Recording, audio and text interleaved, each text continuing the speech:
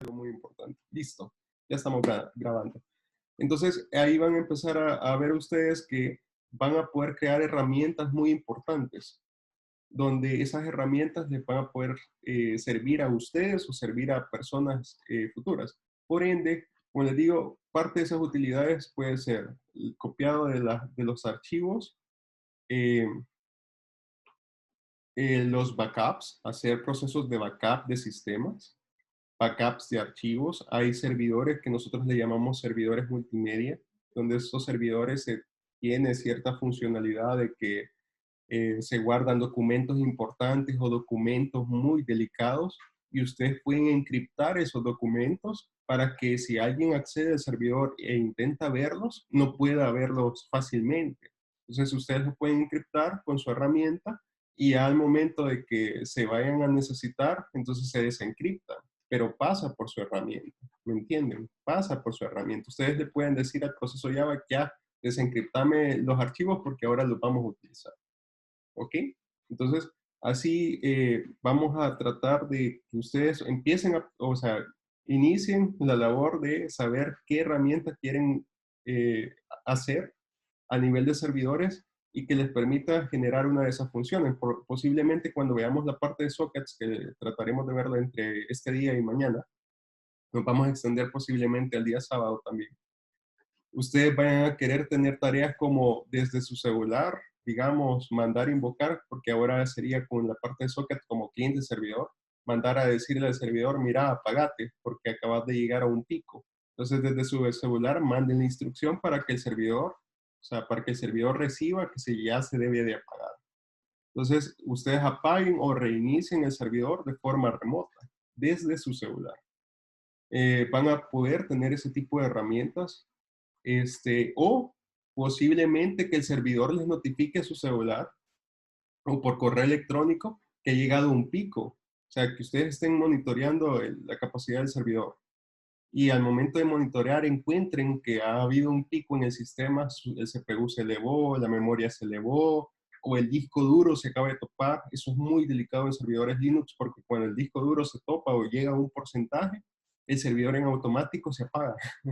Y eso es grave, o sea, eso es algo que un administrador de servidores tiene que saber. El servidor en automático se apaga y ustedes tienen que entrar a ver qué pasó y liberarlo, o sea, ir a meterse por debajo porque no puedes iniciar el sistema porque el servidor está caído, no puedes iniciarlo porque está topado en su disco duro. Tener que ir a montarle un arreglo de disco o tener que ir a montarle otras cosas como para hacer que el servidor se levante y levantarlo. Solo esa tarea en un servidor de producción le llevó una mañana y media a un equipo de operaciones, donde estaban 3 personas dedicadas a levantar ese servidor. Entonces, ¿se imaginan? Es un o sea, eso, ese peso que esas personas tenían porque era un servidor productivo, que no podían levantar el servidor porque el disco estaba topado. ¿Y de quién fue la culpa? De ellos mismos, no administraron correctamente cuánto iban creciendo los logs, no crearon herramientas o scripts. Ahí ustedes me pueden decir, mira, ¿qué es más eficiente? ¿Crear un proceso en Java o crear scripts en Bash para que lo hagan? Entonces yo les puedo preguntar, ok, un script en Bash lo vas a poder utilizar en Unix, o sea, en los sistemas operativos Unix, Linux, etcétera. Pero ¿qué va a pasar cuando te quieras traer ese proceso y lo quieras utilizar en Windows? Ups, no lo puedo utilizar en Windows. Tengo que hacer otro batch especializado, pero ya escrito para Windows. Entonces, le va a tocar hacer 2 veces su programa. Entonces, no, pueden crearlo en Java, lo dejan parametrizado para los 2 sistemas operativos y ya lo tienen y que reciba por parámetros o un archivo de propiedades todas las acciones que va a poder hacer. ¿Se entiende? Entonces, esa es la ventaja y el poder de Java. Así que, bueno, les dejo que empiecen a pensar qué utilidad les gustaría desarrollar. Ya vamos a ir viendo más temas. Esta tarea va a quedar para que ustedes la presenten la siguiente semana, siempre en la misma modalidad del sábado de la siguiente semana. Así que empiecen a pensar qué utilidad pueden desarrollar para servidores que les permita a ustedes generar diversas acciones. O sea, notificarles, el estatus del servidor, que les notifiquen alertas cuando ya esté en un alto grado y de hecho vamos a emular Vamos a emular, vamos a tener que hacer un emulador que empiece a cargar el servidor para que esa alerta se dispare, obviamente. No la vamos a dejar ahí a medias, que no sabemos si se va a disparar o no se va a disparar. Tenemos que hacer el emulador para generar la funcionalidad para que dispare esa alerta. Obviamente separado de nuestro proceso. O hacer esos procesos de backups, de limpieza de archivos, de notificaciones o de seguridad, que empiecen a hacer encriptación de archivos, o también de administración para que ustedes desde su celular puedan apagar, reiniciar el servidor, puedan ejecutar diversas operaciones. Ya van a ver que esto les va a gustar, o sea, se va a ir incrementando. No, por cierto, no pertenezco a ningún grupo de hackers. Sí me gustó. Mis primeros programas fueron troyanos los que hice. Cuando existía el Visual Basic 6.0, que lo extraño, de verdad, lo extraño. No, yo soy anti-Microsoft, pero lo extraño. Ese sí, me gustaba cómo se podían hacer cosas. Te permitía varios accesos a la máquina y era muy divertido poder crear un par de troyanos. Así que bueno, es como parte de las cosas que ustedes van a ir aprendiendo y justamente es de eso. Mientras ustedes tengan mayor conocimiento del lenguaje, tengan mayor conocimiento de las herramientas, mayor conocimiento de la administración, ustedes van a ir viendo o van a utilizar ese conocimiento para bien o para mal. Espero que sea para bien. Ya si es para mal es decisión de ustedes, ¿verdad? Pero así ustedes van a poder hacer diferentes herramientas que le permitan o tener todas las herramientas necesarias para cerrar puertas en servidores o abrirlas. Ahí ustedes van a decidir. Listo. No sé si, Juan, tú tenías una consulta.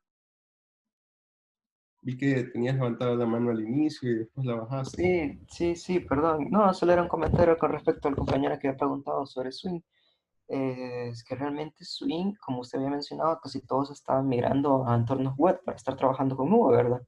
Ujú. Sin embargo, siempre invito a que se aprenda al menos un poco, porque siempre sucede que en las empresas que son muy obstinadas a veces de inmigrar a nuevas tecnologías, que incluso muchas computadoras las están utilizando con XP porque ellos habían hecho anteriormente un programa y bueno, les gustó cómo funcionaba, cómo era eficiente y no querían actualizarlo o no querían pagar una actualización y continúan utilizando algún aplicativo en Swing. Más que todo se podría estar aprendiendo para dar mantenimiento a ciertas empresas que como le mencionaba, no han migrado sus sistemas a sistemas más recientes o más actualizados. Exacto, y eso es, así pasa, mira, del 100% de las empresas, la gran mayoría está así. Como, bueno, ustedes pueden hacer la revisión. En el país, el 92% al 96% son de empresas MIPE y el sector informal. Entonces, solamente ese 4%, ese 5% es de empresas grandes. Nosotros, como programadores iniciales, debemos de ir a una de esas empresas grandes. O sea, esa es nuestra meta, llegar a una empresa grande. ¿Por qué? Porque nos van a pagar más, o sea, nuestro trabajo va a valer más, va a tener más peso y vamos a tener que convivir con un conjunto de programadores de diversa clase. Entonces, pero si no, igual, quedarse en una empresa MIPE, a uno obviamente le toca hacer más trabajo y van a encontrar a ustedes que en esas empresas PYME, MIPE, son muy obstinadas, como leyendo dice Juan, de que ellos todavía mantienen sus sistemas legacy y los mantienen por 15 a 20 años. O sea, créanme que no va a ser para nada extraño llegar a una empresa y ver que todavía tienen Windows Server 2003 o que tienen Windows XP y tú te quedas, what? De hecho, yo recuerdo una empresa que para un sistema de facturación todavía utilizaban, eh, si no más recuerdo, era el Windows 98 porque la impresora ya no estaban los drivers para la impresora, pero funcionaba. ¿Se entiende? Funcionaba, o sea, funcionaba. Por eso no la botaban esa maquinita que tenía Windows 98. Entonces, ustedes se imaginan trabajando con ese proceso ahí. Así que bueno, es parte de las experiencias que uno vive cuando empieza a hacer pequeñas prácticas o empieza uno a tratar de entrar a una empresa de pyme que van a ver que tienen sistemas legacy que ellos mientras funcionen no lo toque. Está funcionando y así que siga funcionando. No es como el deber ser, ¿verdad? Y cada vez que ustedes, yo recuerdo que un profesor que tenía nos decía a nosotros, ustedes tienen que ser tres tipos de personas en la empresa. Ser agentes de cambio, o sea, tienen que llevar el cambio, ser consultores y ser profesionales integrales, donde eso significa que su integridad debe estar intacta, por donde nosotros siempre va a pasar información sensible, información delicada, y debemos de tener mucho cuidado cómo manejamos esa información. Ustedes van a encontrar el momento donde van a estar posiblemente hablando con la persona que les acaban de notificar que va a ser despedida. Sin embargo, ustedes no le pueden decir, mira, te van a despedir. ¿Por qué? Porque eso en la empresa puede causar que esta persona se vaya a una máquina y empiece a borrar todos los archivos del servidor, todos los archivos de la computadora. Entonces, ¿se imaginan esa problemática solo porque le dijeron eso anticipadamente? Entonces, uno tiene que mantener la integridad, quedarse callado, no decir nada, obviamente. Hay que mantener el respeto también y tratar de ver lo más, o sea, tratar de mantenerse lo más profesional posible. Ser agentes de cambio porque obviamente nosotros vamos evolucionando conforme la tecnología va evolucionando. En un inicio puede funcionar una cosa, después ya no va a funcionar y tenemos que migrarnos hacia otra plataforma que funcione de forma más eficiente. Entonces así siempre tenemos que ir viendo la migración. Por ejemplo, antes era un gran tabú decir vamos a migrar a la nube. Sin embargo, hoy hasta el gobierno está viendo si se migra a la nube. Algunos servidores, algunas herramientas, obviamente la información por ley, por estatutos de ley, en bancos también, tiene que estar aquí en El Salvador. O sea, la información o los core tienen que estar aquí en El Salvador. No se puede llevar hacia otros servidores de Estados Unidos porque eso significa que sale fuera de nuestro país la información, aunque sean del mismo banco, aunque sea de la misma institución o entidad gubernamental. Entonces son como puntos muy importantes que nosotros también debemos de estar informados. Pero hoy los bancos, el gobierno ya está utilizando la nube para exponer servicios. Entonces, solo que se mira que no sea información delicada y así hay varios temas que se tienen que manejar que son temas de ley. Así que les dejo ahí ese sabor para que ustedes puedan, pues si gustan investigar acerca de Swing. Yo les dije, bueno, de mi parte, investiguenlo, traten siempre de aprender lo más posible que tengan a su mano para seguir creciendo el conocimiento. Eh, pero en el ámbito empresarial es bien raro que lo vayan a utilizar. Por eso es que no lo vamos a ver. Como esto va más enfocado al sector empresarial, pero empresa grande, entonces por eso nos vamos a enfocar más a las interfaces web y a estos pequeños apartados de consola que ya van a ver que los mismos proyectos de consola, ustedes los van a encapsular, los van a hacer librerías y se los van a llevar a sus proyectos en web. O sea, la misma funcionalidad la van a encapsular, la van a reutilizar en sus proyectos en la web. Entonces, por eso es bien importante aprender consola. En cambio, los proyectos en Swing, antes existían unas que se llamaban applets. De hecho, hay un banco que yo conozco que sigue trabajando con applets. Applets, ¿se imaginan un banco trabajando con applets? Es una tecnología bien viejita de Java, que lo que hacía es emular pantallas desktop y las hacía web, o sea, que hacía que se podían correr en la web. Entonces ustedes entraban en un navegador, pero ahora ya solo funcionan con navegadores legacy, allá por Internet Explorer 7, 8, por ahí funcionan. Entonces esas máquinas en específico tienen que tener ese Internet Explorer instalado para que pueda funcionar esa tecnología. Y así es como van a ver diversos sistemas legacy. Obviamente yo esperaría que ya esté migrado todo ese core que hicieron en su momento, ¿verdad? Bueno, si gustan, vamos a iniciar. No sé si alguno de ustedes tiene alguna pregunta adicional. Creo que ya estamos conectados todos. Sí. No, no existe ninguna. Damos inicio entonces a la clase. Ok, para esta clase vamos a compartir pantalla. Solo déjenme buscar que Recuerdo que en la presentación partimos desde acá. Aquí está.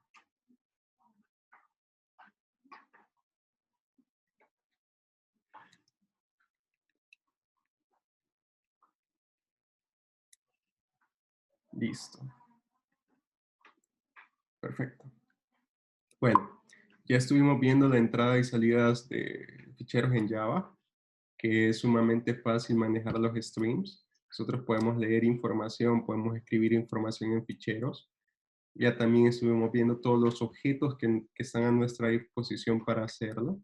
No son los únicos, hay muchos más. Como estuvimos viendo, ahí también ustedes lo revisaron en sus guías, existen más objetos que podemos utilizar.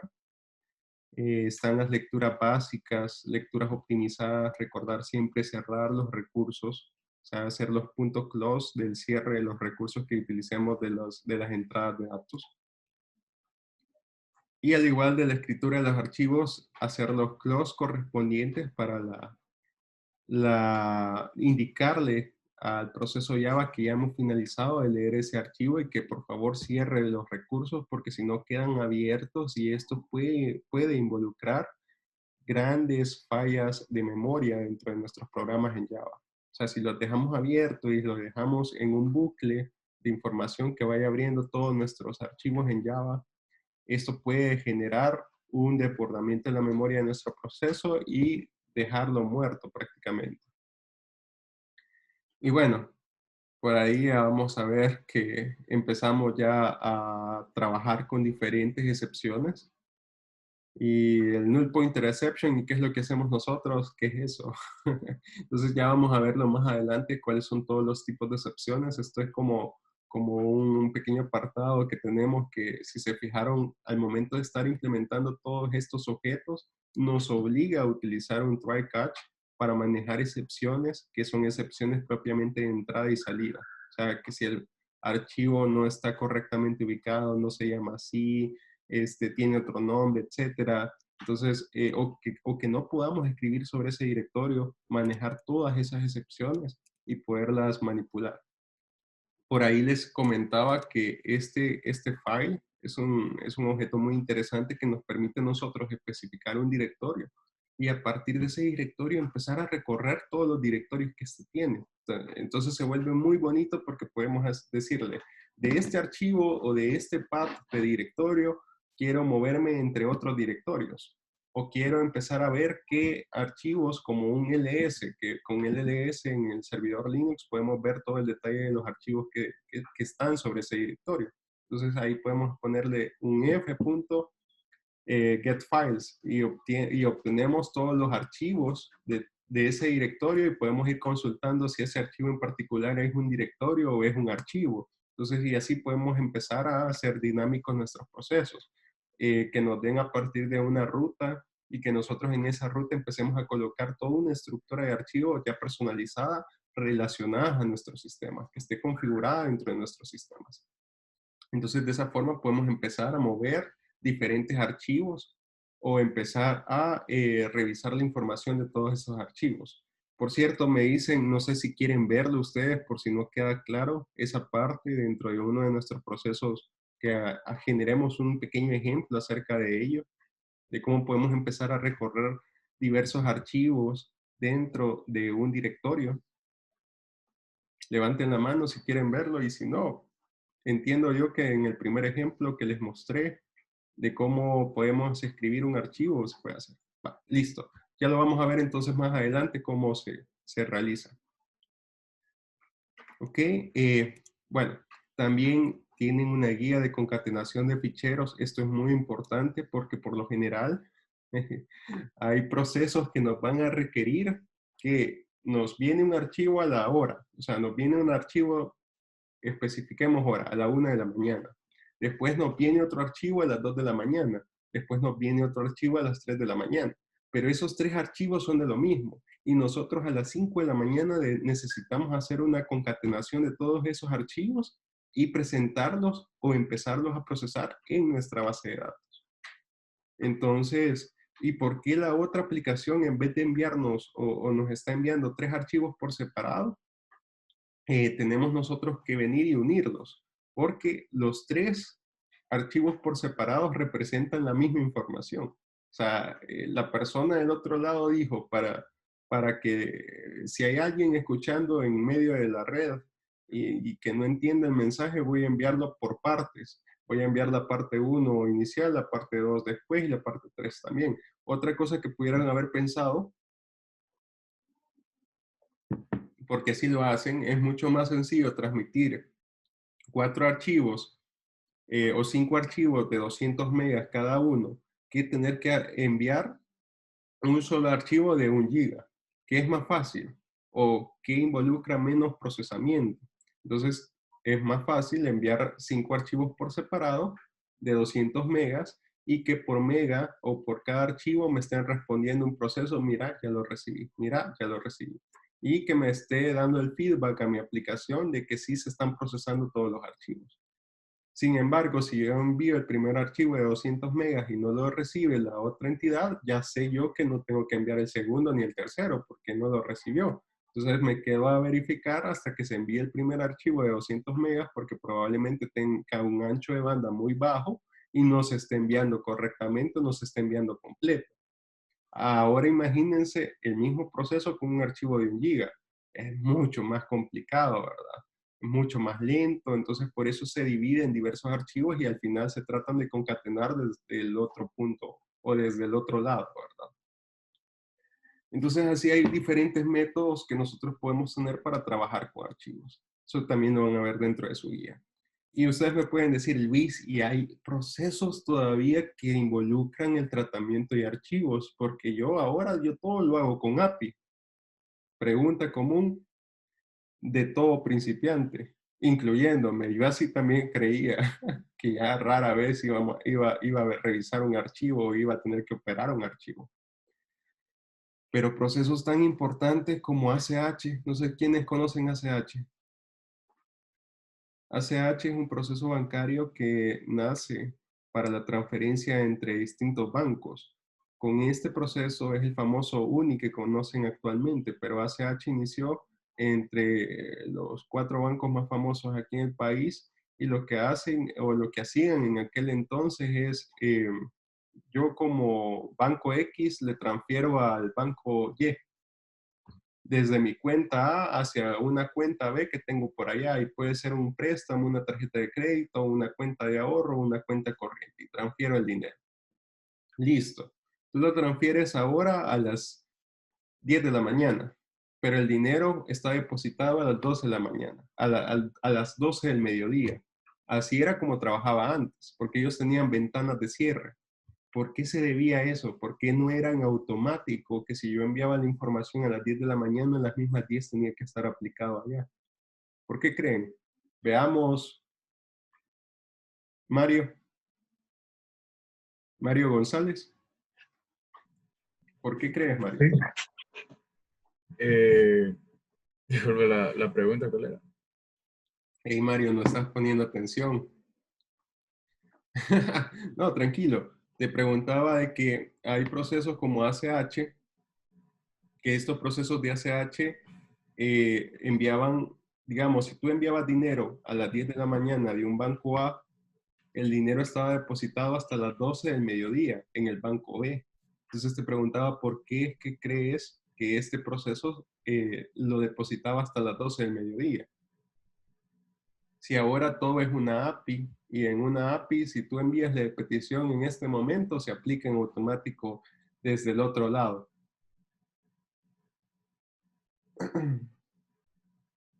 ¿Sería por la diferencia de horario? No porque están aquí en El Salvador. Porque a las 12 del mediodía. ¿Sí? Yo tenía que enviar el dinero a las 10 de la mañana de este día y se procesaba hasta las 12 del mediodía. Porque ni idea, la verdad, pero quizás es porque no se puede hacer instantáneo.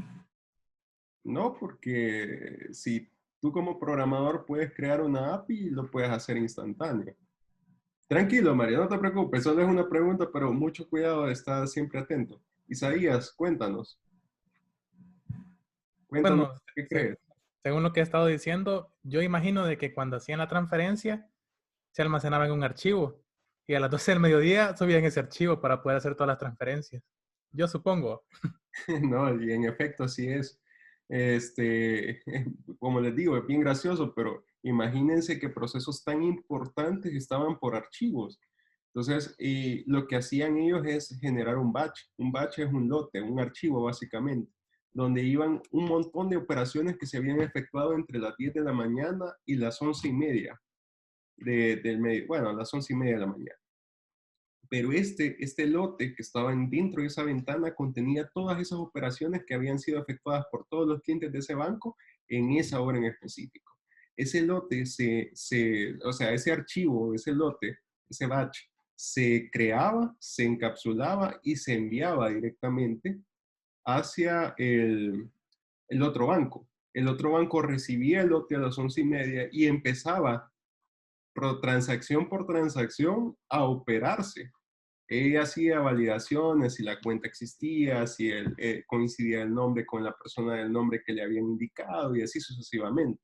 Entonces ella empezaba a procesar todo eso. Por eso siempre habían ventanas de que era de la ventana de las 8 de la mañana, no, de las 8:30 a las 9:30, la ventana de las 10 a las 11:30, la ventana de la 1 hacia las 2:30 y la última era de las 3 a las 4, si no me recuerdo.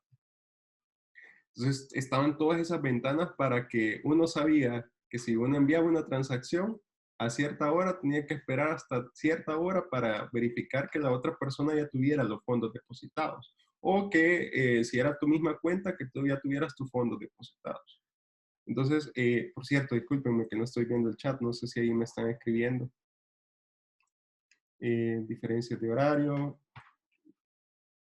No, ahí no era diferencia de horario porque se me olvidó especificar que todos los bancos eran de este mismo, o sea, de El Salvador. Entonces, y así es como funcionaban. Pero en efecto, hay otros sistemas. Eso, ojo, transferencias interbancarias locales, o sea, ACH, transferencias bancarias locales. Ahora, obviamente, ese proceso cambió. Ahora ellos evolucionaron y se llaman UNI, que cuando ustedes van a ver los que tienen cuentas entre diferentes bancos y ya empezaron a utilizar la plataforma, una vez ustedes hacen la transferencia, se deposita en automático al otro lado.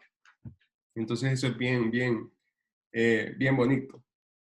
Entonces ya ahora es óptimo, obviamente, ya en automático se deposita, pero es hasta hace poco, o sea, hasta hace poco que implementaron UNI, que evolucionaron y ya no se llaman ACH, sino que ahora se llaman UNI. Pero es interesante también porque va a venir el BCR y el BCR creó su propio motor.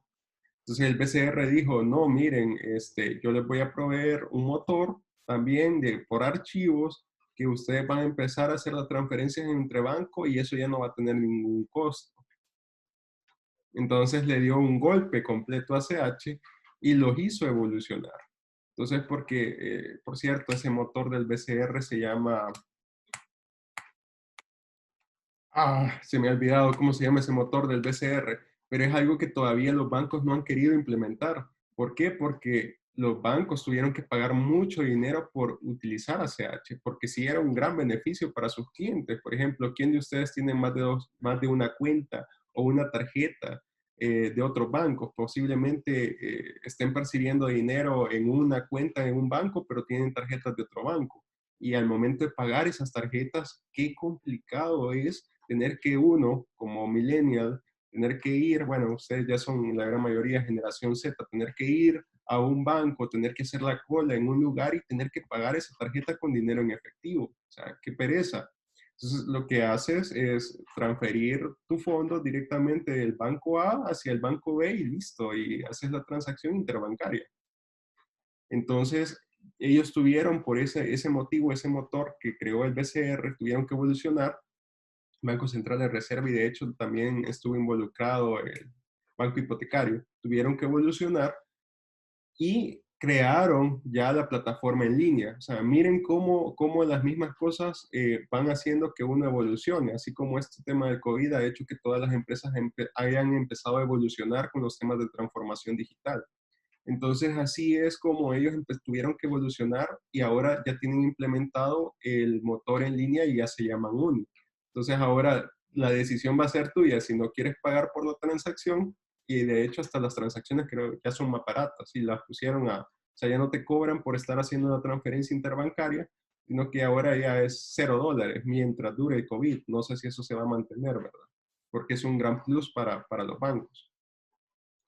Entonces, ahora ya hacen las transferencias de esa forma y ya ustedes deciden si quieren no pagar o en un futuro van a decir si no quieren pagar por la transferencia y que llegue un par de horas después, o si quieren que se haga inmediata y ni modo tener que pagar unos 75. En mi caso personal yo pagaba unos $25 por realizar una transferencia interbancaria, pero era mucho más sencillo para mí o me costaba más dinero tener que perder mi tiempo, ir a una sucursal y realizar el pago, ¿verdad? Entonces ahí ustedes podían evaluarlo. Entonces, esos motores se movían, de hecho el motor del BCR se va a seguir moviendo por transferencia de archivos. Entonces, por eso los archivos se vuelven lo más importante en el rubro empresarial. Manejar lotes, manejar batch de información. O sea, poder procesar todos esos batch. Ahora, les puedo preguntar, ¿qué otra plataforma se mueve así? O ustedes me pueden preguntar, Luis, mira, y con eso de que ACH ya se movió a en línea, ¿qué otras plataformas existen que todavía se manejan ficheros? ¿Qué otras plataformas? Miren, el AS400 maneja ficheros, o sea, por eso esa es una tecnología que nunca va a morir, el manejo y procesamiento por batch. Sistemas grandes, de hecho, por eso es que existe el SFTP, sistemas grandes lo que hacen como el host to host en un banco, que es el host to host. Imagínense el pago de planillas, justamente el pago de planillas empresariales, el host to host, que ustedes puedan automatizar esos procesos en su empresa y que no tengan que depender de la chica, que les diga, mire, ya pagó, que eso es lo común, ¿verdad? Uno llamando a la consultora y preguntándole, miren, ya realizaron mi pago, el fecha 15, ¿verdad? Y uno lo necesita para pagar sus deudas o pagar temas adicionales, ¿verdad? Entonces, y tener que estarle llamando a la chica al mediodía, mire, ya pagó, mire, ya pagó. Entonces, no, sino que ya todo eso se automatiza, se generan las planillas, ya quedan las planillas especificadas en un archivo de texto y eso se envía a un banco por medio de un proceso que se llama host to host, o sea, de servidor a servidor, se envía un SFTP en el banco toma esa información en ese SFTP y empieza a pagarle y hacerle los depósitos del pago de toda la planilla de sus empleados. Justamente, muy buen ejemplo, Carlos, inventarios de bodega, todavía sigue siendo muy utilizado. De hecho, las transacciones ahora sí, internacionales, y ahora, ojo, interbancarias y ahora las internacionales, como que utilizan sistemas SWIFT, también están siendo o estas todavía siguen en formatos de archivo. O sea, uno tiene que crear un archivo de todas las transacciones internacionales y se envía este día, o sea, al final de este día, y ese archivo se recibe por SWIFT. SWIFT toma la información, que es una entidad internacional que crearon diferentes bancos, o sea, bancos de alto renombre, que crearon diversos bancos y estos bancos envían la información hacia los demás bancos, así como ahora ustedes pueden enviar una transacción desde el banco, por ejemplo, Banco Agrícola, y esa transacción viaja internacionalmente hacia Los Ángeles, por ejemplo, Miami, que está siendo muy mencionado últimamente, no sé, Italia, por ejemplo. Entonces así ustedes pueden enviar dinero si ustedes tienen cuentas o familiares en esos países y pueden enviarles el dinero así. Mira, Luis, y por eso no es que están las remesas. Pues pregunta si puedes enviar una remesa a Italia. O sea, comúnmente se puede hacer y tiene un límite. Tiene un límite muy específico y tienes que llenar muchos papeles. De hecho, también dentro de las transferencias internacionales tienes que llenar muchos papeles. Pero cuando sos una empresa, solicitas el servicio y no debes por qué llenar todos los papeles cada vez que vayas a hacer una transferencia internacional hacia otro país. O sea, si estamos operando aquí en El Salvador y tienen cuentas o tienen otras delegaciones en Estados Unidos, pueden fácilmente solicitar el servicio al banco y fácilmente enviar dinero sin ningún inconveniente, solo con la misma información de una sola vez. Entonces, eso como ejemplo, ¿verdad? Están las transferencias con blockchain, muy, muy importante también. últimamente ya estos temas de las transferencias interbancarias ya va desapareciendo, todos esos sistemas SWIFT. Hoy el famoso blockchain ha venido a cambiar los temas y es muy importante conocer un poquito acerca de cómo se manejan estas transferencias por blockchain. Aunque ya no son por archivos, o sea, internamente se manejan dentro de un protocolo, pero lo que van haciendo es que son unas cadenas de caracteres bastante grandes y se manejan como que si fueran listas o como que si fueran archivos en Excel. O sea, esa es como parte de la tecnología, de que una cadena inicial completa la cadena final. Entonces ahí se puede comprobar que en efecto la información que uno está enviando sí coincide, o sea, sí tenga todos los parámetros para coincidir y que nadie ha alterado la información. Entonces es muy importante cómo funcionan este tipo de transferencias, porque cada bloque de la cadena, o sea, por eso se llaman bloques de cadena, cada bloque de la cadena representa una pequeña parte de toda la funcionalidad. Entonces, o de toda la información. Entonces, si se pierde un bloque o un bloque no coincide, en automático identifican, no, esta operación ha sido alterada. Se rechaza del bloque y listo, esa transacción no va. ¿Se entiende? O sea, así es como funcionan bueno, el famoso blockchain. Ya lo vamos a ver más adelante, por cierto, es un tema muy interesante que se puede estudiar. Bueno, continuemos. Por cierto, estuvieron también viendo los temas de,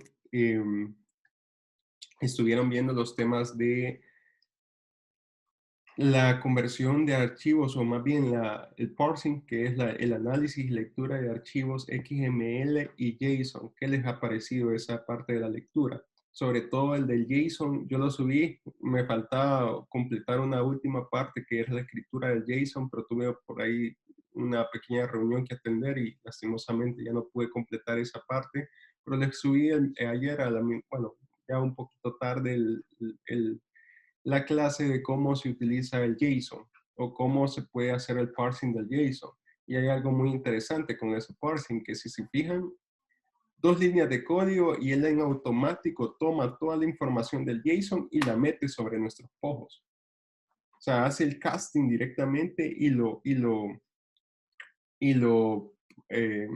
convierte en un pojo. O sea, nos ayuda a convertir toda la información en el pojo que estemos utilizando. Entonces, eso nos permite a nosotros muy fácilmente poder empezar ya a operar la información sin hacer tantas líneas de código. Obviamente, tenemos que especificarle a nuestros pojos cómo están estructurados o cuál es la información que nos debe de venir para que nuestro pojo pueda procesar toda esa información del JSON. Y tiene que estar tal cual como viene en el JSON, tal cual tienen que estar nuestros pojos para poder procesar esa información. Y esa clase se llama Jackson. Existen muchas más, por ejemplo, está el JSON y hay otras librerías, pero esas otras librerías no me gustó cómo estaba la documentación, por ende no se las enseñé. Y les estoy mostrando cómo se utiliza la documentación, porque obviamente así les va a tocar. O sea, a ustedes les va a tocar entrar a una librería, empezar a investigar, ver cómo está construida la librería, ver cómo se puede implementar sus métodos, o sea, cómo implementar esa funcionalidad y empezarla a aplicar. O sea, así es como el proceso que comúnmente se sigue al momento de que uno está analizando una librería. Ojo, no se vayan a ir por la primera librería que encuentren, que siempre tienen que investigar qué tan óptima es, qué otras librerías existen. Hay otras librerías que puede ser que el procesamiento o la programación sea muy complicada y por ende no valga la pena utilizarla y pueden ser que sean más óptimas. O sea, ahí ustedes van a poder entrar en esa discusión con ustedes o otros colegas de cuál es la mejor librería, cómo utilizarla, qué es más fácil, porque cuando son procesos pequeños, así como esas lecturas de archivos de JSON, entonces la verdad es que se hace muy, muy fácil poder hacer el volcado de información.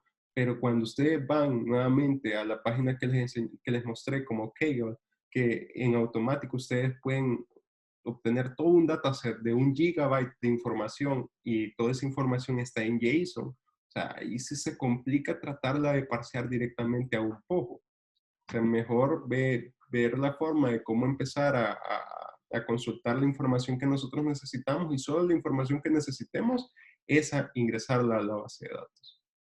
Entonces, ahí es como parte de cómo podemos nosotros o por qué debemos de aprender las dos formas, hacer el parsing directamente hacia nuestro pojo o empezar a leer la información parte por parte y solo tomar la información que a nosotros o que nosotros necesitemos. Pero me gustaría saber qué les pareció el ejercicio. Veamos, a ver quién es. Henry Callejas, me gustaría saber si pudiste ver las clases del parsing de XML y JSON y qué te han parecido, Henry.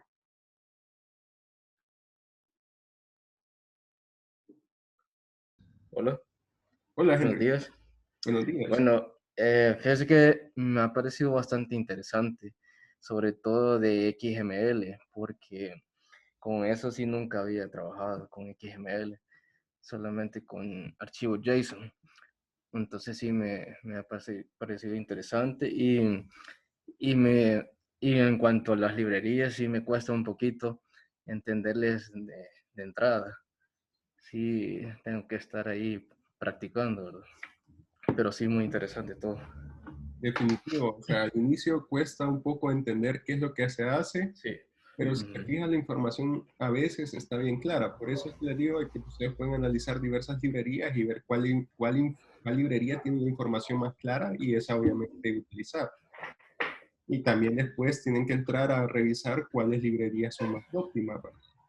Sí. Así poco a poco van evolucionando su estrategia de programación. Veamos, Andrea, cuéntanos, ¿qué te pareció la parte o los apartados de estos parsing que se están haciendo?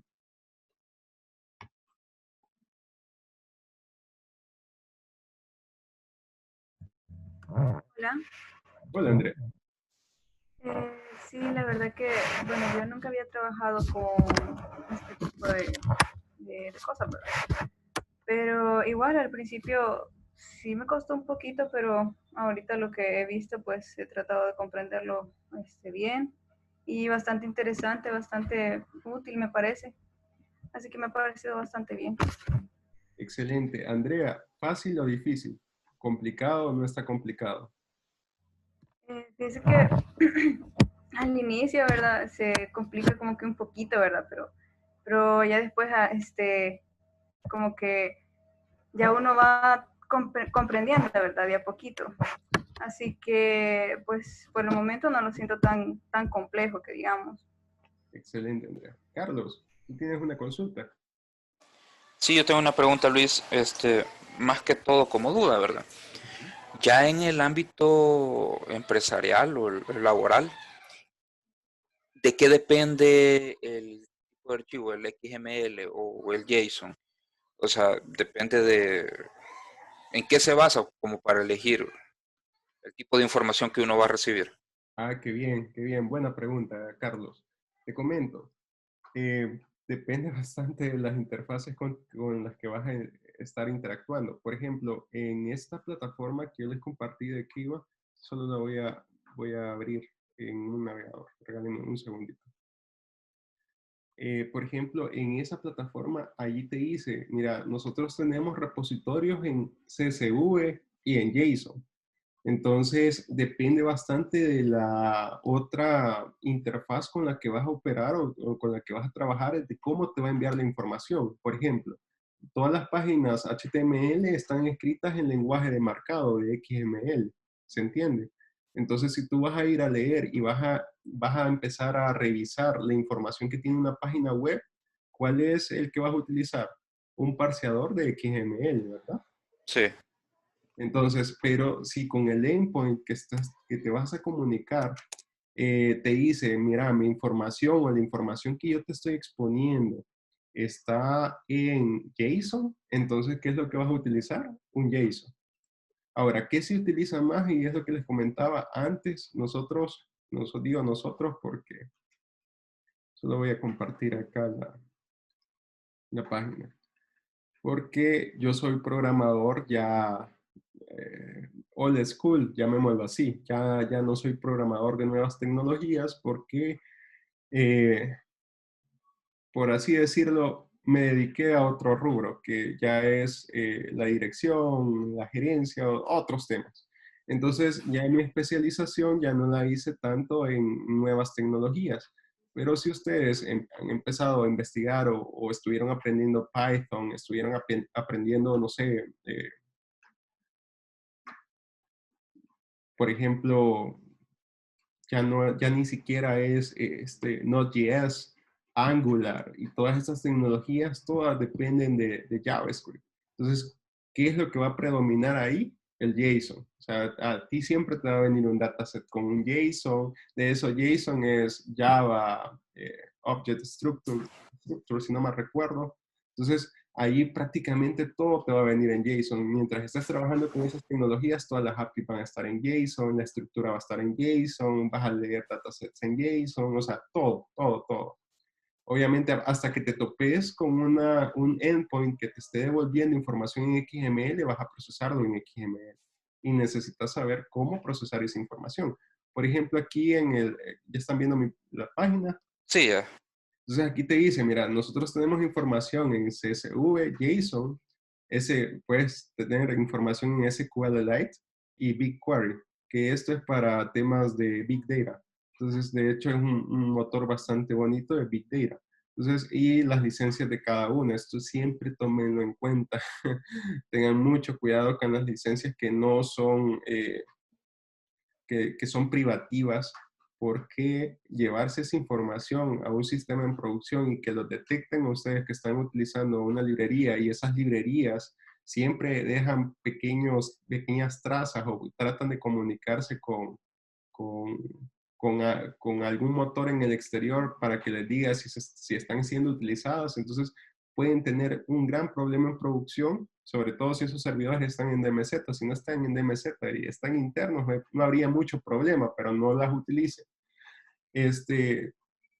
Pueden enviar esa información a estos servidores y pues esta empresa empezarles a reclamar a su empresa con la que están trabajando y diciéndoles, miren, ustedes están utilizando una librería sin mi autorización o están utilizando una información sin mi autorización y eso les lleva un costo de tanto y los pueden llegar a demandar. Entonces hay que tener, por muy salvadoreños que ustedes crean que somos, de que no, nunca se van a enterar ni nada por el estilo, sí se llegan a enterar al final. Y pueden llegar a poner una demanda a su empresa. ¿Y quién hizo eso? Ah, lo hizo Luis Rugamas. Venga, Luis Rugamas. O sea, ahí es de tener mucho cuidado. En los licenciamientos siempre validen los que sean licencias de software libre. O en su gran mayoría, o open source, que se puedan utilizar en ambientes productivos. Entonces aquí si te fijas, aquí te dice, mira, yo quiero información que solo me des endpoint en JSON, para que tú puedas practicar estos endpoints, por ejemplo, este dataset, que tiene la clasificación o intentos de clasificación. Mira, el formato, todo es un JSON. ¿Sí?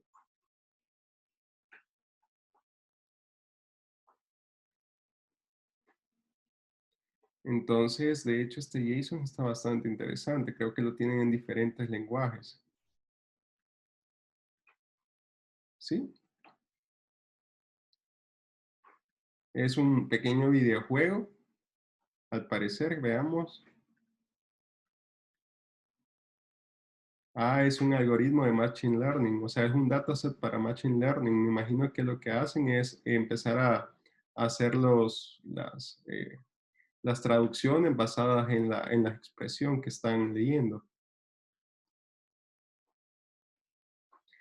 Y así es como también ustedes pueden utilizar este contenido para hacer entrenamientos de programas, pero esto ya va más orientado a los temas de Machine Learning. En este caso, nosotros lo podemos utilizar para hacer pequeños videojuegos. O sea, tomar el dataset y empezarlo a convertir y hacer pequeños videojuegos. Entonces, ¿qué es lo que les decía? O sea, la información aquí la vas a tener y tú la vas a poder, vaya, por ejemplo, 1.28 megas. Irla a traer, procesarla, analizarla y empezar a mostrar. Entonces ya sus programas se vuelven muy interactivos. Imagínense tener aquí, bueno, solo hasta acá tenían 99 preguntas.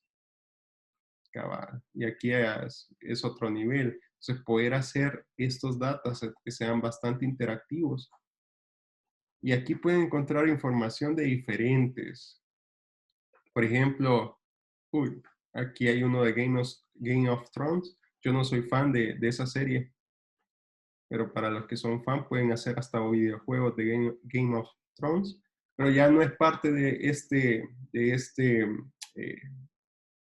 ya no es parte de hacer un videojuego en la última actividad, sino que va a ser parte de hacer una utilidad como tal para un servidor.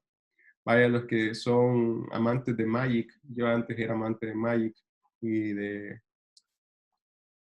Yu-Gi-Oh! En aquel tiempo, uy, hace años. Hoy ya no, ya ni siquiera existen los que todavía juegan cartas, pero bueno, ya lo hacemos virtual. Mauricio, cuéntanos. Sí, yo en el tiempo que llevo trabajando para aplicaciones Android, Ujú. todo lo que son datos, todo tipo de información va contactada con el servidor y se trabaja siempre en JSON. Incluso ocupamos una herramienta que se llama Postman, que sirve como para ver en qué formato viene el JSON con las API REST. Exacto. Justamente, y como tú bien dices, en tu caso, los endpoints que ustedes construyen son JSON como tal. O sea, ustedes ya tienen el estándar de manejar JSON. Sin embargo, hay otras empresas que el estándar puede ser XML. De hecho, los formatos de archivos de Microsoft 2003 a 2008, si no mal recuerdo, están escritos, si tú quieres abrir un XML o quieres, perdón, abrir un Excel, el Excel puedes abrirlo en formato de XML y empezar a analizarlo de esa forma, en XML, tener toda la información. Obviamente ya hay librerías para leer Excel que te facilitan aún más la vida, pero si por algún motivo ustedes tienen un Excel y necesitan abrirlo, es un XML al final. O sea, ustedes pueden abrir y van a ver que la información está descrita en un formato de XML. Y pueden abrirlo como que si fuera un zip, ábranlo con WinRAR, empiecen a revisar qué es lo que contiene internamente un Excel, van a ver que adentro hay diferentes carpetas o diferentes archivos y hay un archivo en particular que contiene toda la estructura del Excel en XML. ¿Ok? Entonces depende bastante de la interfaz con la que te vas a comunicar, del archivo que vas a recibir. O sea, de hecho el CSV, alguien me preguntaba también por aquí si el CSV ya era algo que ya no se utilizaba, ¿verdad? Y no, hay muchos endpoints que todavía están descritos en CSV. Si se fijaron, por eso es que me dirigí no a un CSV que yo tuviera generado en mi máquina, sino a que a endpoints que están en la nube y cómo prestan ellos el servicio. O sea, están los archivos en CSV, están los archivos en JSON. Y la ventaja de un JSON referente a un XML, que el XML utiliza más caracteres para describir todo un mensaje. Por eso se ha tenido que reemplazar, o varias de las empresas deciden mejor trabajar con JSON porque son más livianos. No le ponen tanta, como buen salvadoreño, no le ponen tanta cosa para poder enviar un mensaje. Entonces, por eso es que se hace más fácil. Pero el XML provee más atributos o uno puede colocar más descriptores a la información para que la información sea más clara de entender. Entonces, esa es como parte de las ventajas de utilizar XML. No sé si alguien más quiere dar su opinión como programador, si alguna vez le ha tocado trabajar con XML. Por cierto, para entrar a un banco, la prueba que te hacen es parsear un archivo XML, saber si puedes parsearlo. ¿Por qué? Porque ellos todavía tienen interfaces en XML que necesitan ser, o ellos les dan mantenimiento. Entonces, por eso para entrar, te obligan a saber si en la prueba técnica, si tú sabes cómo hacer un parsing correctamente de un XML. Y ellos te dan todas las librerías, ahí te dan un directorio, ahí están todas las librerías, auxiliarte de lo que quieras, pero necesitamos que parsees este XML. Entonces, y ahí es la prueba de fuego. Por eso es que siempre se enseña XML. Entonces, si alguien más quiere dar su opinión.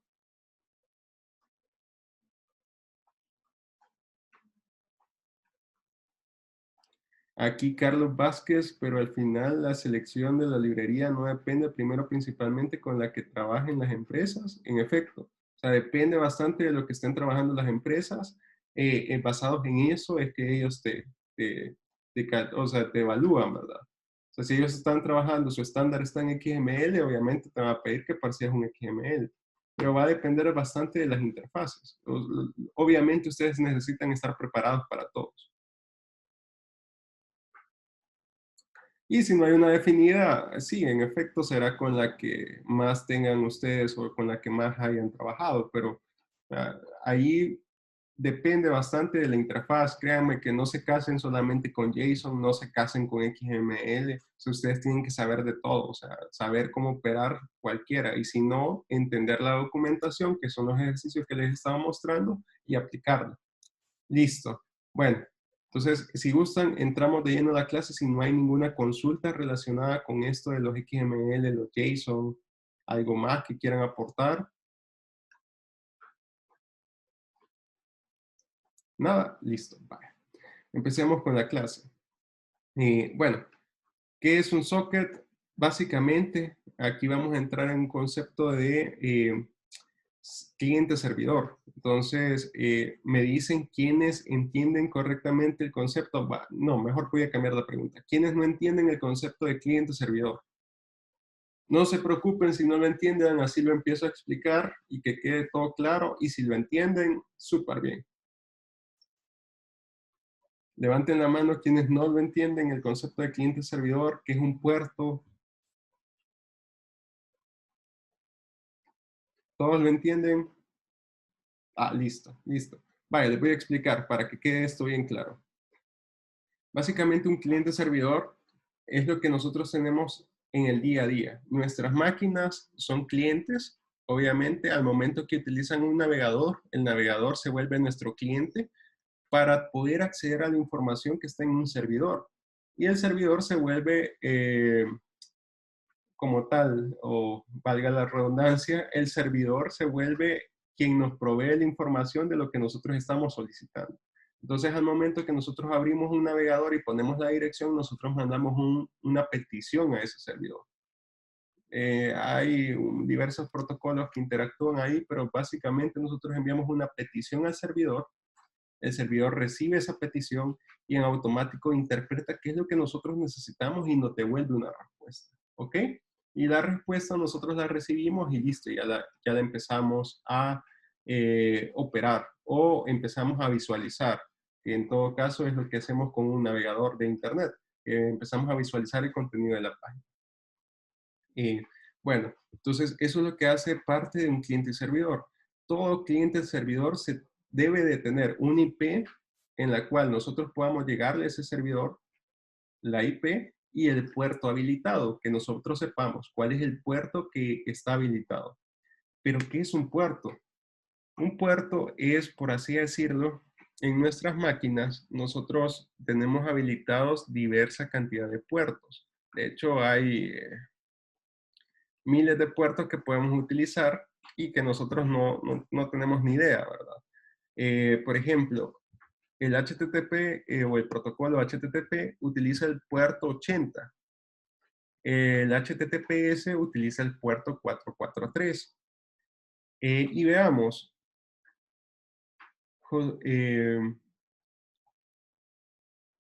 Gustavo Gómez, ¿cuál es el puerto que utiliza el SMTP? ¿Se me oye? Sí. Buenos días primero, y no lo recuerdo, pero lo puse. Es el 400 algo, creo. 400. No me acuerdo, si les soy sincero.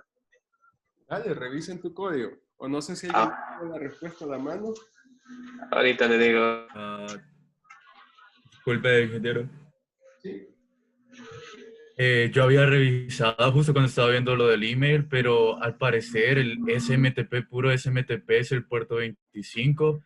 Lo que sería el SCL sería el 465 y el TLC sería 587, pero eso con respecto a SMTP sí sería el 25, creo.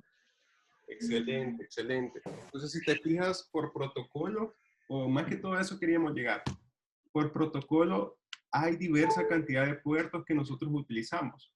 Entonces, hay unos puertos que están, o hay unos servidores que cambian la numeración del puerto. Así como bien lo dijo Mario, hay unos puertos o el estándar, ojo, el estándar debería de estar en esos números, pero hay unos servidores que vienen y los cambian. ¿Por qué? Por tema de seguridad. Imagínense, como todos nosotros los programadores sabemos exactamente en qué puertos están esos servidores, y ahora que nosotros sepamos el IP, ¿qué tan fácil sería para nosotros hacer un ataque DOS? Quien no sepa qué es un ataque DOS, levanten la mano, porque si no también lo explico para que se entienda bien. ¿Sí se entiende qué es un ataque DOS? ¿De denegación de servicios? ¿No? ¿No se entiende? Vale, listo. Un ataque DOS es un ataque de denegación de servicios. Lo que significa es que yo voy a estar estresando tanto el servidor, le voy a hacer tanta cantidad de peticiones a ese servidor, que voy a empezar a bajarlo, que voy a empezar a estresarlo, llamémoslo así, estresarlo, hasta que llegue a un punto donde llegue a su máximo nivel de soporte o al que llegue a su máximo rendimiento para que ya no siga atendiendo las peticiones de las personas que realmente lo están utilizando. ¿Se entiende? Entonces, ese es un ataque de negación de servicios. Entonces, envío demasiadas peticiones al servidor, el servidor se empieza a estresar, se empieza a caer hasta que llega el punto de que ya no sigue atendiendo las demás peticiones y así es que ustedes que ponen, digamos, la inscripción de materias, la típica inscripción de materias, que hay tantos metidos en la plataforma en línea para inscribir sus materias que llega un momento de que para que les dé respuesta se tarda hasta 1 minuto en poder mostrarles la información. ¿Ok? O como pasó con la página, exacto, del gobierno, muy buen ejemplo. ¿A quién les ha pasado? ¿Quiénes han visto un ejemplo de DOS? O sea, de ataque de negación de servicios. Levanten la mano, que si gustan dar su opinión rápidamente.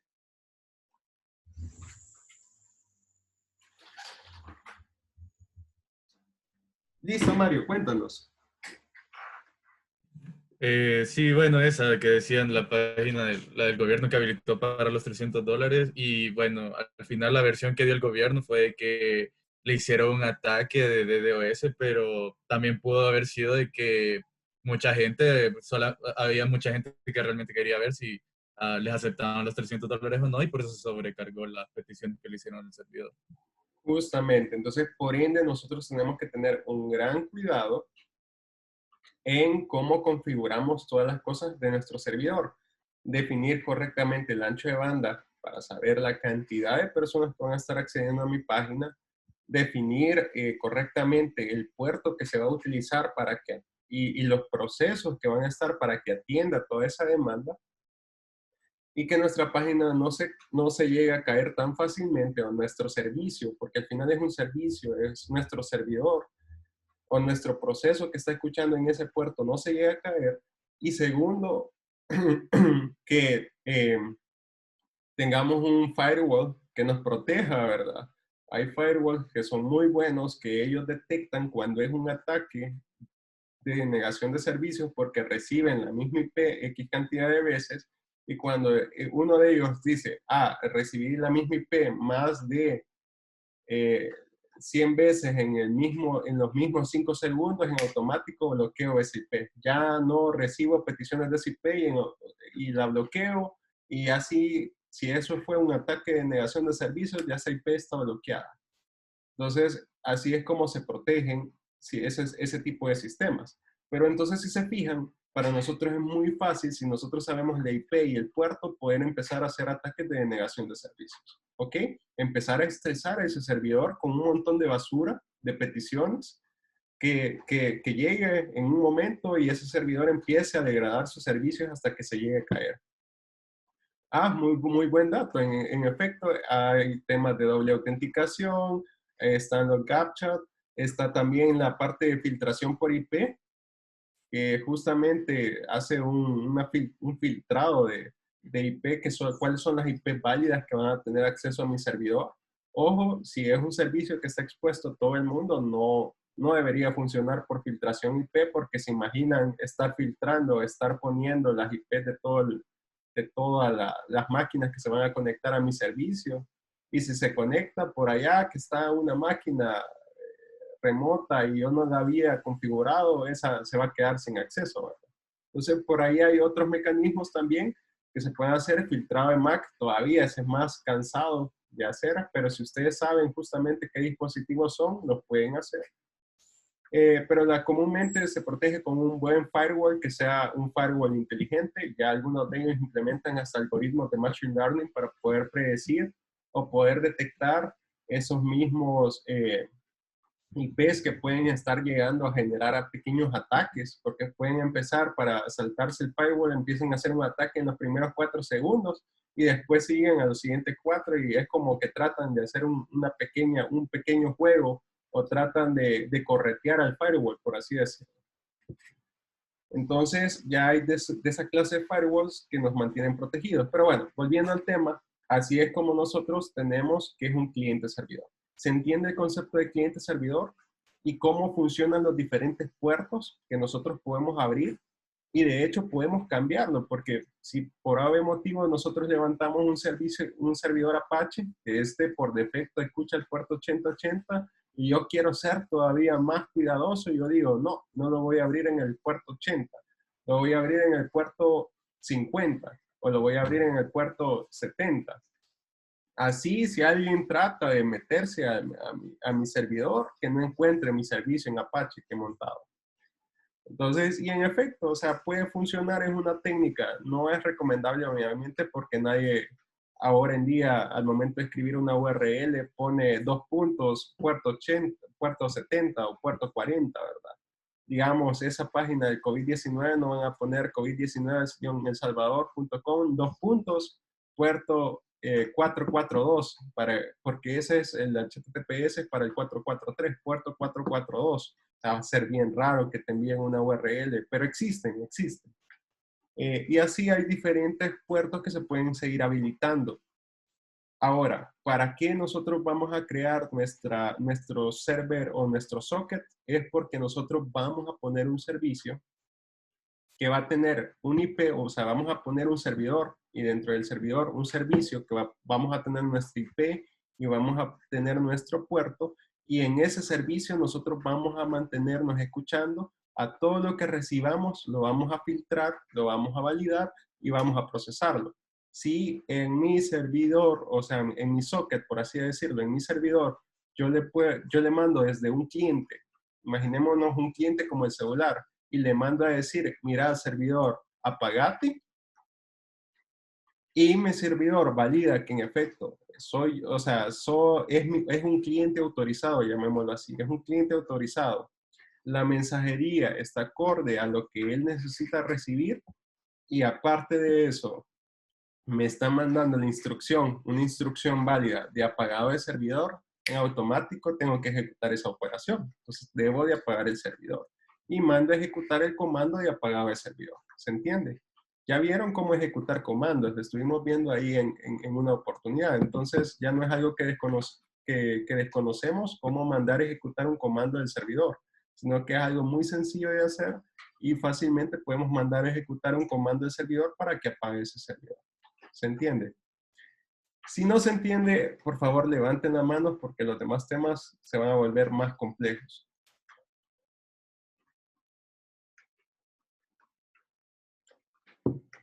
Listo, entiendo que se entiende todo bien. Bueno, entonces, como les comentaba, tenemos una parte, el servidor, que lo vamos a definir como el server socket, que aquí tenemos que, veamos que los sockets son un mecanismo que nos permite establecer una comunicación o nos permite establecer un enlace entre dos programas, un programa A y un programa B. Un programa A va a interactuar como cliente y un programa B va a interactuar como servidor. ¿Ok? Para ello nos provee 2 claves, o sea, 2 clases principales. La del socket, que implementa una conexión desde el lado del cliente, y la del server socket, que permite manipular la conexión desde el lado del servidor. ¿Ok? Entonces tenemos estas 2 clases. Con el server socket nosotros empezamos y levantamos un servidor y con el socket normal nos conectamos hacia ese servidor. ¿Cómo nos conectamos hacia ese servidor? Por medio de la implementación de su dirección IP y su puerto. Luis, Disculpe, Luis. Oh. seguimos viendo la página de Kaggle.com. Perdón. Listo. Pues sí, ya estamos viendo la presentación, disculpen. Sí. Sí, hoy sí. Bueno, como les comentaba, Entonces, aquí les comentaba que tenemos las dos clases, la clase socket y la clase server socket, ¿verdad? Y la cual, estas dos se implementan de JavaNet. O sea, si se fijan, JavaNet nos permite también utilizar estas clases, donde la clase socket solamente la vamos a utilizar del lado del cliente y las clases server socket la vamos a utilizar o manipular desde la conexión del lado del servidor. ¿Ok?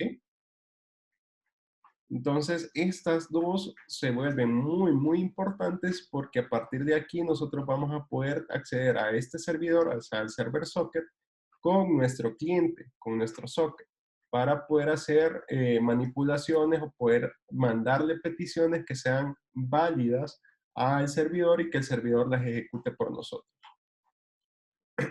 Dime, me gustaría que me regalaran otro ejemplo de cliente-servidor para que quedara todo esto muy claro. A ver,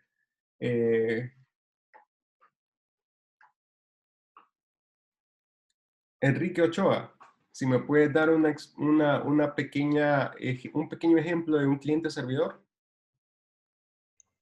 Buenos días. Digamos, cuando se hace, digamos, una transacción, no sé, una transacción, un pago, nosotros, no sé, ponemos la tarjeta, se puede decir, y se conecta a un servidor y, digamos, te la cuenta para hacer la transacción. Excelente, excelente, Enrique. Listo. En efecto, ese es un buen ejemplo de un cliente servidor. Ahí el cliente posiblemente sea nuestro celular y el servidor sea la empresa bancaria, o en este caso el banco. Entonces el servidor, por ser el banco, él debe de tener un IP y un puerto habilitado para que nuestra aplicación móvil pueda comunicarse con él y mandarle a decir, Enrique Ochoa está enviando una transacción hacia esta cuenta con este monto, por favor aceptala. Adentro del banco, el servidor hace todas las validaciones correspondientes y le regresa una respuesta y le dice si te acepto la transacción o no te la acepto. ¿Ok? Entonces es muy sencillo. Ahora, Luis, ¿por qué necesitas un IP? Es posible que pueda enviarle yo un nombre de servidor, así como lo hacemos actualmente, que pongo google.com y él me resuelve que la IP es tal. Y en efecto, ustedes le pueden mandar un nombre de servidor. No es necesario mantener un IP o un IP directamente. Ojo con esto para los que no sepan. Los DNS o toda la estructura de nuestros servidores está descrita por medio de IPs. O sea, Google tiene un IP o tiene múltiples IPs, ellos tienen infinidad de IPs dedicadas para sus servidores de Google, ¿verdad? Entonces, lo que hacemos o lo que hace un servidor DNS, que es un servidor de dominio, es que cuando nosotros ponemos google.com, en automático él busca la IP más cercana del servidor o el servicio que nosotros estemos solicitando y le regresa la IP para que el navegador internamente la pueda interpretar. ¿Y por qué se creó esto de esta forma? Es porque para nosotros como personas es mucho más sencillo recordar nombres que recordar números. ¿O alguien sabe cuál es la IP de Google estándar que manejan? No, ¿verdad? Porque se nos hace mucho más sencillo recordar google.com que recordar la IP de Google. ¿Se entiende? Justamente, qué bueno, Carlos. Si ustedes ponen en su navegador, veamos la 8.8.8.8, van a poder entrar a el servidor de Google. O la 8.8.4.4. Muy bueno, Carlos. Entonces, en efecto, así pueden ustedes, si ponen directamente esas direcciones IP en su navegador, van a poder ingresar también a las páginas de Google. Pero como les digo, es mucho más sencillo aprenderse los nombres que aprenderse las IPs. Por eso en aquel entonces crearon los servidores de dominio, de denominación de dominio, de nombres como tal, para que nosotros pudiéramos aprendernos el nombre y que sea el servidor de dominio que nos diga, internamente, esta es la IP asociada a ese nombre. Y aquí está, tomar y utilizarla. Entonces, así es como se resuelven. Así es como nosotros podemos acceder a un servidor por medio de su nombre. O sea, de forma muy sencilla. Pero al final, por debajo, se está accediendo a su IP. ¿ok? Por debajo del protocolo se accede a su IP y a su puerto en particular. Como esto, perdón, del HTTP es un estándar, entonces todos los puertos HTTP están en el puerto 80, para HTTPS están en el puerto 443. Si el puerto cambia a un 70 y nosotros, él por defecto al momento de escribir el nombre, siempre va a ir al puerto 80. O sea, él siempre va a buscar el puerto 80, es por obligación, él busca el puerto 80. Si nosotros hemos puesto nuestro servidor web en otro puerto, entonces él no lo va a encontrar. Ahí por obligación nos va a obligar a nosotros a escribir 2 puntos y el puerto que le hemos dado. Por ejemplo, un 70, un 75, etc. Entonces, ¿pero qué hacen los hackers? Los hackers, o cualquier, bueno, no los hackers, porque no son los hackers, hackers somos todos. Todos los que sabemos de informática somos hackers a cierto nivel. Obviamente unos estudian más, otros estudian menos. Pero lo que hacen comúnmente las personas que les gusta ser, romper sistemas o ser atacantes informáticos, lo que hacen es empiezan a, o hackers de sombrero negro, llamémoslo así, pero no es el nombre correcto. Atacantes es empezar a buscar o empezar a ir IP por IP probando el puerto 80. Entonces ellos mandan como una petición generalizada y empiezan a hacer ataques de múltiples dominios o ataques de múltiples IPs y ahí empezar a preguntar, ¿está funcionando el puerto 80 en este servidor? Sí, sí está funcionando. Veamos qué información tiene, qué servicio es el que tiene desplegado ahí. ¿Es un Apache? Sí. ¿Qué versión de Apache es? Es tal. ¿Esa versión de Apache tiene vulnerabilidades? Sí tiene vulnerabilidades. Entonces, y empiezan a atacar esas vulnerabilidades a modo de romper el servidor y llegarle adentro, ¿ok? Entonces, así es como ellos empiezan a encontrar vulnerabilidades en todos los servidores. O sea, y por eso se vuelve muy delicado mantener como, si nosotros tenemos un servicio muy delicado, tenerlo expuesto en la web en un puerto estándar, por así decirlo, en un puerto estándar que todo el mundo sabe que te pueden llegar con solo saber el puerto que es estándar, llegar a atacar, ¿ok? Entonces, por ende, para que tu navegador interprete bien todas las cosas, se hacen varias configuraciones de seguridad, etcétera, etcétera, y se trata de proteger al máximo el servidor, pero siempre hay vulnerabilidades. Ok, entonces ahora se entiende bien correctamente la parte del IP y el puerto. Ahora, ¿qué otros servicios o qué otros servidores tienen puertos asociados? O abren puertos para buscar o para exponer servicios, todos. Un servicio no puede funcionar o sea, a menos que sea local, ¿verdad? Y que no salga de su máquina, pero aún así, siendo local, siempre abre un puerto. Todos los servicios abren un puerto, todos, todos, todos. Entonces, como por ejemplo, ¿cuál? Uno clave es conectarnos al servidor de base de datos. Oracle maneja el puerto, se me acaba de olvidar, José Daniel, ¿qué puerto tenemos en el Oracle? El 1521, ¿verdad?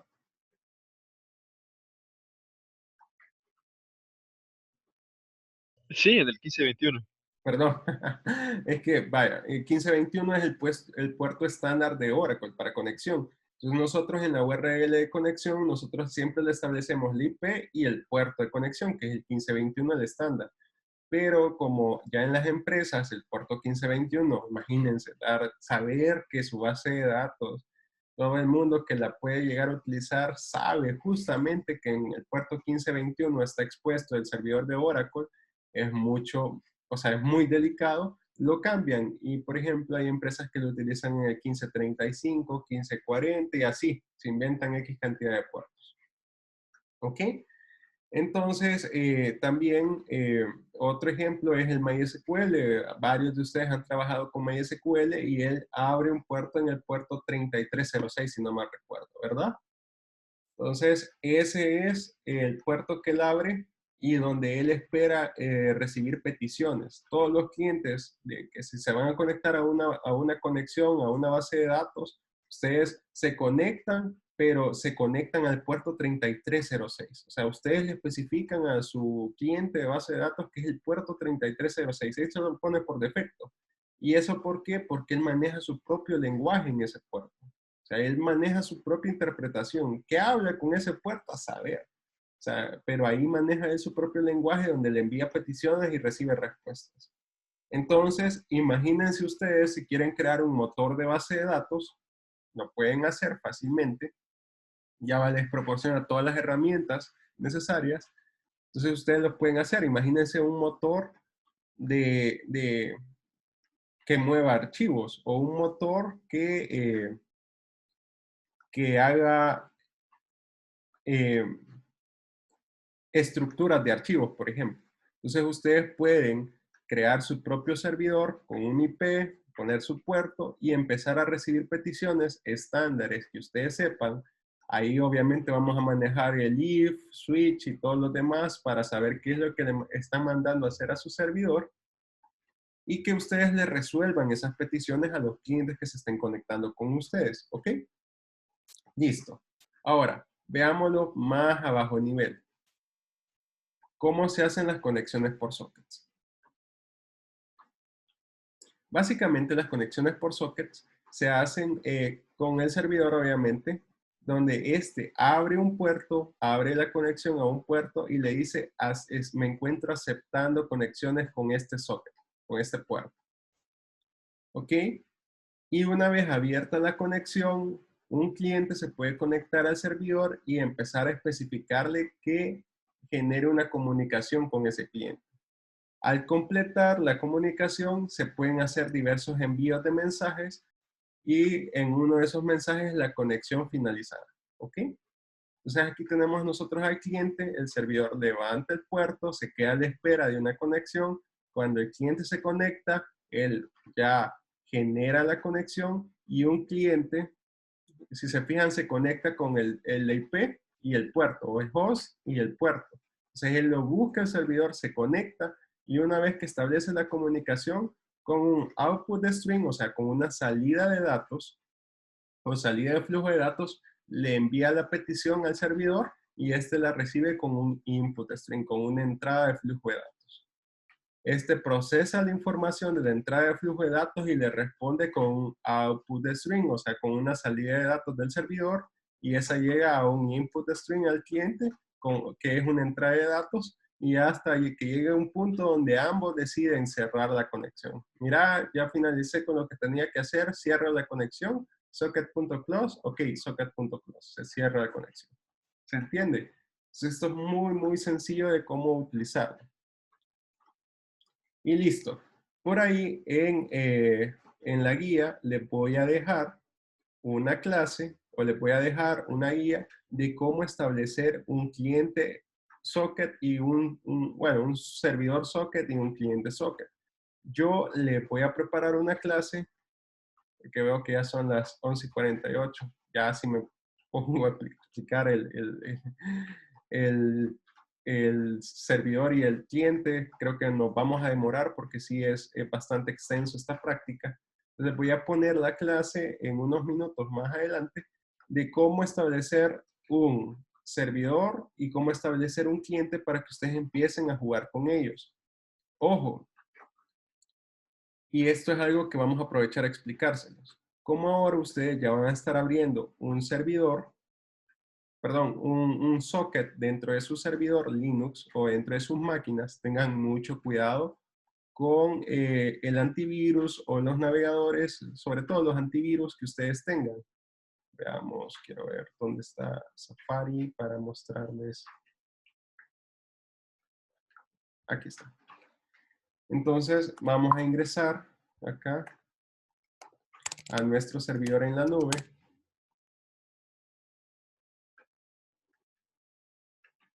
Y en este servidor en la nube, solo vamos a cambiar la cuenta.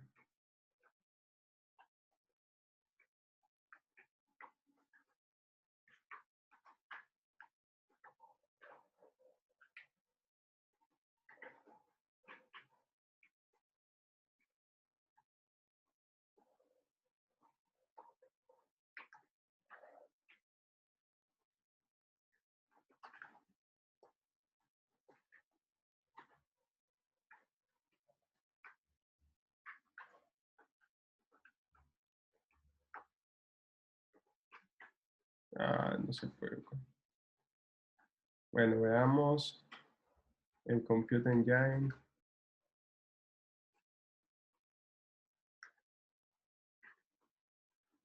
Listo.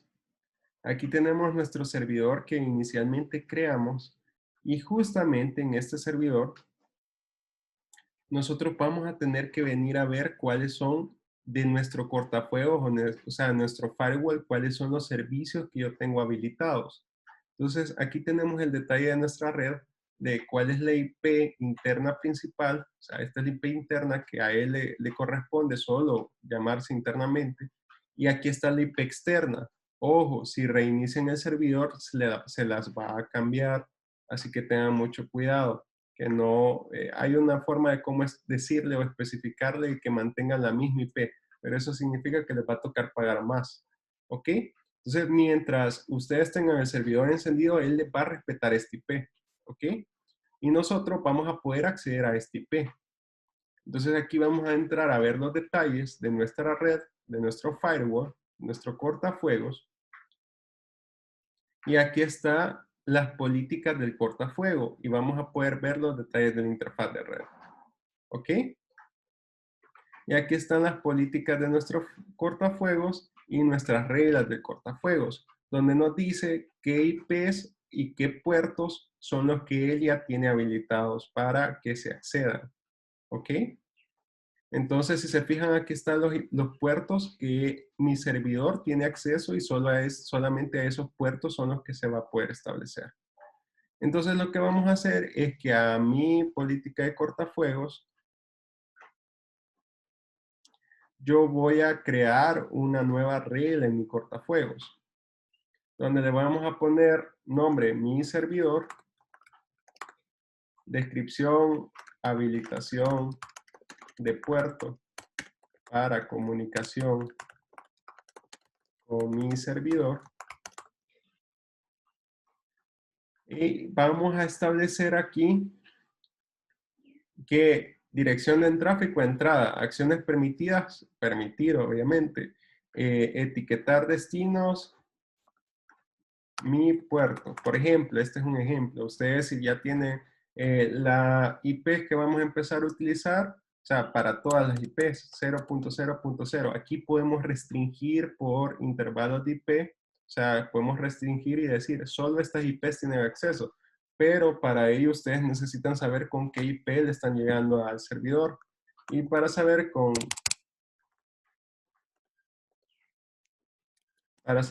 qué IP le están llegando a su servidor, tienen que saber qué IP es la que les está dando su servidor de IPs, su ISP, su proveedor de Internet, su ISP.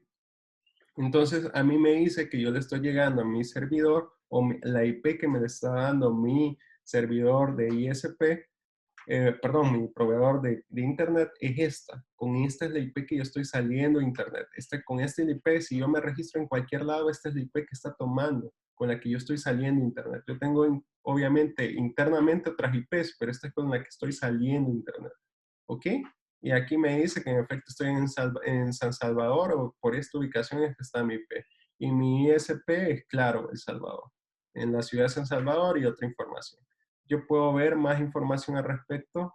No me da más información. Show complete IP details. Vale, entonces aquí yo puedo ver más información detallada de dónde está la latitud, la longitud del IP. O sea, ahí afuera de mi casa, de estar directamente el endpoint desde que se conecta y con el que salgo a internet, toda la zona, o sea, todas las personas que aquí tienen claro, están saliendo por ese IP también, por un tema de subneteo. Y me dice otra información, ¿verdad? Entonces, yo fácilmente puedo tomar esta información. El problema es que no sé si, claro, en algún reinicio me va a cambiar. Ese es un problema. Después tener que volver a configurar y ya no decirle que me tome todas. O sea, que desde cualquier parte se va a poder conectar, sino que solamente esas IP. O solamente ese rango o esa IP en particular es la que yo deseo que se conecte. Con esto es lo que decimos que restringimos por IP para que nadie más se pueda conectar. Y acá en los protocolos y puertos, si yo quisiera que de cualquier parte, por si yo me voy a Guatemala, que ahorita también está un poquito complicada la situación allá, yo tengo que habilitarle. Si yo quiero que desde cualquier parte del mundo donde yo me conecte entre a mi servidor, entonces le habilito el 0.0.0. Eso con eso especifica que todos. ¿Ok? Pero como en este caso vamos a dejarlo bien restrictivo, que como sé que no voy a salir de casa a saber en cuánto tiempo, vamos a dejarlo así. Y aquí justamente en la parte del TCP, ustedes elijan un puerto. El puerto puede estar entre las IPs, por ejemplo, perdón, entre los puertos que se recomiendan del 160 al 60.000. O sea, tienen todo ese mundo, esa inmensidad de puertos para que ustedes escojan un puerto que más les guste. Por ejemplo, en mi caso, a mí me gusta el 8888, perdón, el 888. Y creo ahí mi regla de firewall para que me habilite a entrar a mi servidor en ese puerto. Eso significa que yo cuando cree mi servidor, ya lo van a ver en la clase siguiente, cuando cree mi servidor va a estar habilitado en el puerto 8888. Y desde mi máquina lo voy a poder acceder a ese puerto. O sea que yo voy a levantar en mi servidor, en la nube, un servicio, o sea, un demonio que esté escuchando, que tenga habilitado en el puerto 8888. ¿Se entiende? ¿Hay dudas al respecto de esto?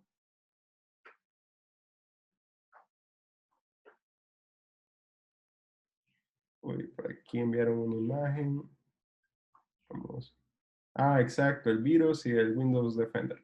Listo, ¿se entiende? ¿Hay alguna duda respecto a esto que van a hacer para empezar a habilitar en su servidor los puertos con los que van a empezar a escuchar? Luis, nada más una cosita. Los que estamos ocupando el mismo servidor de usted, no podríamos entrar al servidor, ¿verdad? Por la IP. No, claro que sí. Obviamente pónganse de acuerdo entre ustedes en definir qué puertos son los que van a tener acceso. Yo recuerdo que con los accesos que les he dado, ustedes pueden ingresar hasta acá. Si no pueden ingresar hasta acá, me avisan y vamos a ver qué permisos se necesitan para que ustedes puedan configurar sus propios puertos. Entonces, pero que obviamente, digamos, que si tú estás en el puerto 8888 no venga alguien más y lo intente utilizar, porque ahí te va a decir cuando intentes levantar tu proceso, tu demonio o tu servicio, que el puerto 8888 o 800 ya está siendo utilizado. Exacto. Entonces lo único que tienen que hacer es ponerse de acuerdo en qué puerto van a utilizar, qué números son los que les... Si gustan, nos quedamos al final de la clase, validamos que tengan acceso a esta parte de la información y nada más les habilitamos los puertos y ya se quedan ustedes trabajando en su proyecto. Lo único que no vaya a mandar un comando de apagar el servidor, porque mejor manden comandos de, no sé, de que vea el estatus del servidor y le responda cuál es el estatus del servidor y que sepan cuál es digamos, el CPU, cuál es la cantidad de disco que está tomando, cuánto es la memoria que está utilizando en ese momento el servidor. Entonces, que les diga temas así, ¿verdad?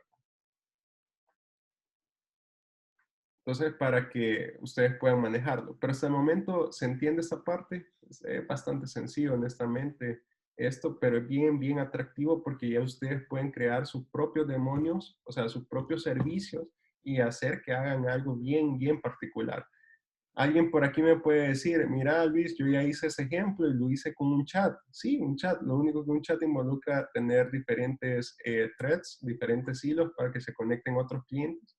En este caso, la idea es que ustedes conozcan cómo utilizar un cliente servidor, o sea, cómo levantar un servidor en un IP y empezarlo. ¿Para qué nos sirve esto? Hay muchas herramientas que nos pueden proporcionar ayuda. Por ejemplo, blockchain se trabaja en esta tecnología. ¿Qué es lo que hace blockchain? Ustedes tienen o instalan lo que son mineros de blockchain, instalan en sus máquinas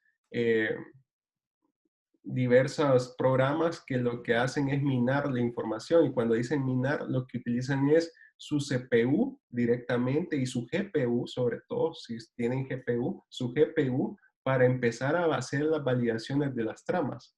Entonces ellos le envían una trama en blockchain a su máquina y como su máquina está encendida, empieza a minar coins o a hacer revisiones de los bloques de la cadena para verificar si la cadena es válida, basados en una pequeña base que usa internamente del bloque de blockchain. ¿Ok? Entonces, a eso es lo que comúnmente se le llama la minería de blockchain. O sea, utilizan su CPU y su GPU para procesar cierta información de la trama y una vez procesada responden una respuesta. Entonces, ¿se imaginan lo increíble que empieza a hacer todo esto cuando ustedes pueden crear un programa o diversos demonios que estén en diferentes servidores y que cada servidor de estos o cada endpoint de estos procese una pequeña parte o ustedes utilicen esos procesos para que utilicen todo el CPU de esa máquina o todo el CPU de ese procesador y que, toda la arquitectura de esa máquina y que empiece a generar procesamientos en paralelo para que al final les retorne un resultado. O sea, se vuelve algo demasiado wow. Y así es como funcionan los motores de Big Data. O sea, por ejemplo, Hadoop está hecho en Java y lo que hace es que ustedes tienen diferentes nodos de servidor.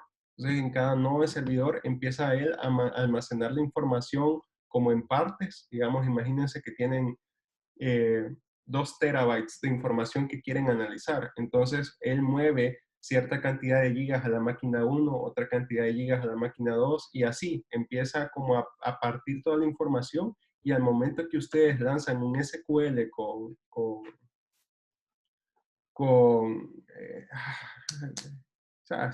disculpen que ahorita estoy un poquito, mi memoria está bien devastada, he estado aprendiendo otros temas, pero hay una herramienta de SQL que es una avispita, ya ni me acuerdo cómo se llama, pero Hive, con Hive. Entonces, con Hive que nos permite generar sentencias SQL y nosotros podemos hacer un select directamente a esa información y él lo que hace es empezar a partir en diferentes procesos y le manda un proceso a la máquina 1 para que opere solamente su parte, le manda otro proceso a la máquina 2 para que opere solamente su parte y así. Y le manda diferentes subprocesos a cada una de las máquinas para que le devuelvan la información de resultado y ella, o sea, la máquina principal o la máquina central, obtenga toda esa información ya construida de las diferentes endpoints o los diferentes nodos de procesamiento que ha enviado la información. Entonces, este es el concepto básico que utilizan este tipo de plataformas. O sea, donde ustedes establecen un servidor, un cliente, o pueden tener diversos servidores que funcionen como nodos y que a cada servidor haga un procesamiento bien particular. ¿Ok? ¿Qué les parece esto? O sea, porque el concepto ahorita ustedes lo van a ver bien básico, pero cuando ya empecemos a verlo más adelante se vuelve un concepto bastante pro, bastante plus, que ustedes le pueden sacar una inmensidad de procesos. O sea, pueden generar procesos en paralelo que lo hagan diversos nodos, pueden generar procesos en simultáneos también que cada máquina procese una parte a la vez y que les diga y ustedes decirle qué parte procesar de toda la información que tengan almacenada. Pueden comunicarse entre diferentes máquinas y establecer múltiples nodos dentro de la red, que hasta una máquina de un usuario X, por ejemplo, imagínense un usuario dentro de la empresa que solo esté procesando, y ustedes tienen problemas de procesamiento en su servidor principal y entonces ustedes digan, no, lo que vamos a hacer es que vamos a hacer una evaluación de todas las máquinas que tenemos aquí en la empresa y las máquinas que pasen más holgadas, porque solo las utilizan para Word y Excel, instalen este pequeño nodo de procesamiento y este pequeño nodo les sirva al servidor central para procesar la información que se tiene. ¿Se entiende? Entonces, se imaginan ese poder y que ya esas máquinas, esas pequeñas máquinas se vuelvan parte, un pequeño fragmento de su servidor principal. O sea, el concepto se vuelve bien extenso y se vuelve increíble. Y todo parte de este pequeño concepto de cliente-servidor y cómo poder generar un servicio o un demonio que esté escuchando un puerto para después meterle toda la programación necesaria de procesamiento que ustedes necesiten. ¿Qué les parece el concepto? Ya lo vamos a ver más adelante, obviamente, ya en la práctica. Pero me gustaría saber qué les parece el concepto, si les emociona o solo lo vemos a pequeños rasgos y lo pasamos más adelante.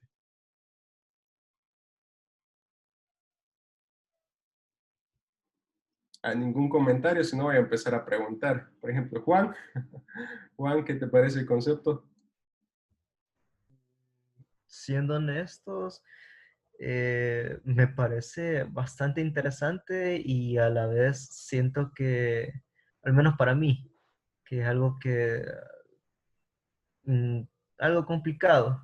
Es decir, el en sí como algo un tema nuevo para mí, realmente me parece algo bastante complicado, pero a la misma manera me llama bastante la atención el buscar aprender. Pero es, estoy entre. Preocupado por si lo vas a entender o no. Exacto.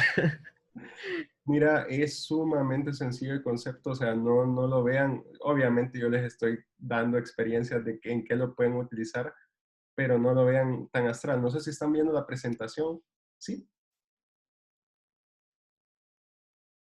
Sí, vale, perfecto. Entonces, si se fijan, el concepto es sumamente sencillo. Básicamente, ustedes van a poner un socket, un server socket, y tal cual, así es la instrucción. Solo van a poner server socket, la IP y el puerto que va a estar escuchando. Y cuando lo corran, él en automático se va a levantar y va a empezar a escuchar a ese IP. O va a quedarse escuchando a ese puerto. Y con un cliente solo le dicen, con el socket les ponen la IP y el puerto donde se va a conectar. Y eso es todo. O sea, el concepto es así, sencillo, no hay más. O sea, el cliente, al momento que ustedes le dan correr, él en automático busca si tiene acceso a ese IP que le han dado en ese puerto y se conecta. Y ahí solo utilizan los objetos de output stream output stream del cliente para que salga un mensaje y el input stream para recibirlo en el servidor y para responder un output stream para que salga del servidor y un input stream para recibirlo el mensaje del lado del cliente. Y eso es todo. Y cuando finaliza la comunicación solo se pone el socket.close. O sea, es tan fácil y sencillo de esa forma. No es como un concepto bien astral de que es y que va a requerir muchas líneas de código, nada. O sea, es así de sencillo. O sea, solo con el server socket y ponerle que va a aceptar peticiones y con el socket conectarse. Y eso es todo.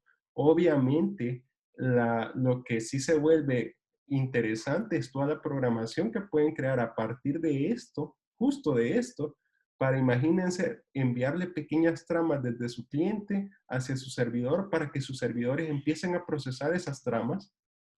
O sea, empiecen a procesar, utilice el procesador de ese servidor, que ahora, o sea, ese pequeño servidor, que puede ser una máquina, puede ser una máquina de un usuario, puede ser un servidor adicional, puede ser un servidor en la nube, lo que sea.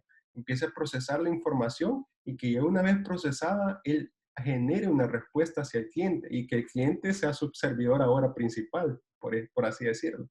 El cliente toma esa información y la mande a un proceso ya más grande, ¿verdad? Donde él empiece a unificar toda la información de todos los clientes que ha recibido, todos los clientes a los que le ha enviado la información, pueda centralizarla y dar una respuesta integral. Entonces, se entiende, no es un concepto muy complicado. Quizás de esta forma se los explico mejor. No sé, ¿qué opinas ahora, Juan? Igual, ¿siempre te parece complejo, complicado o ya se va entendiendo más claramente?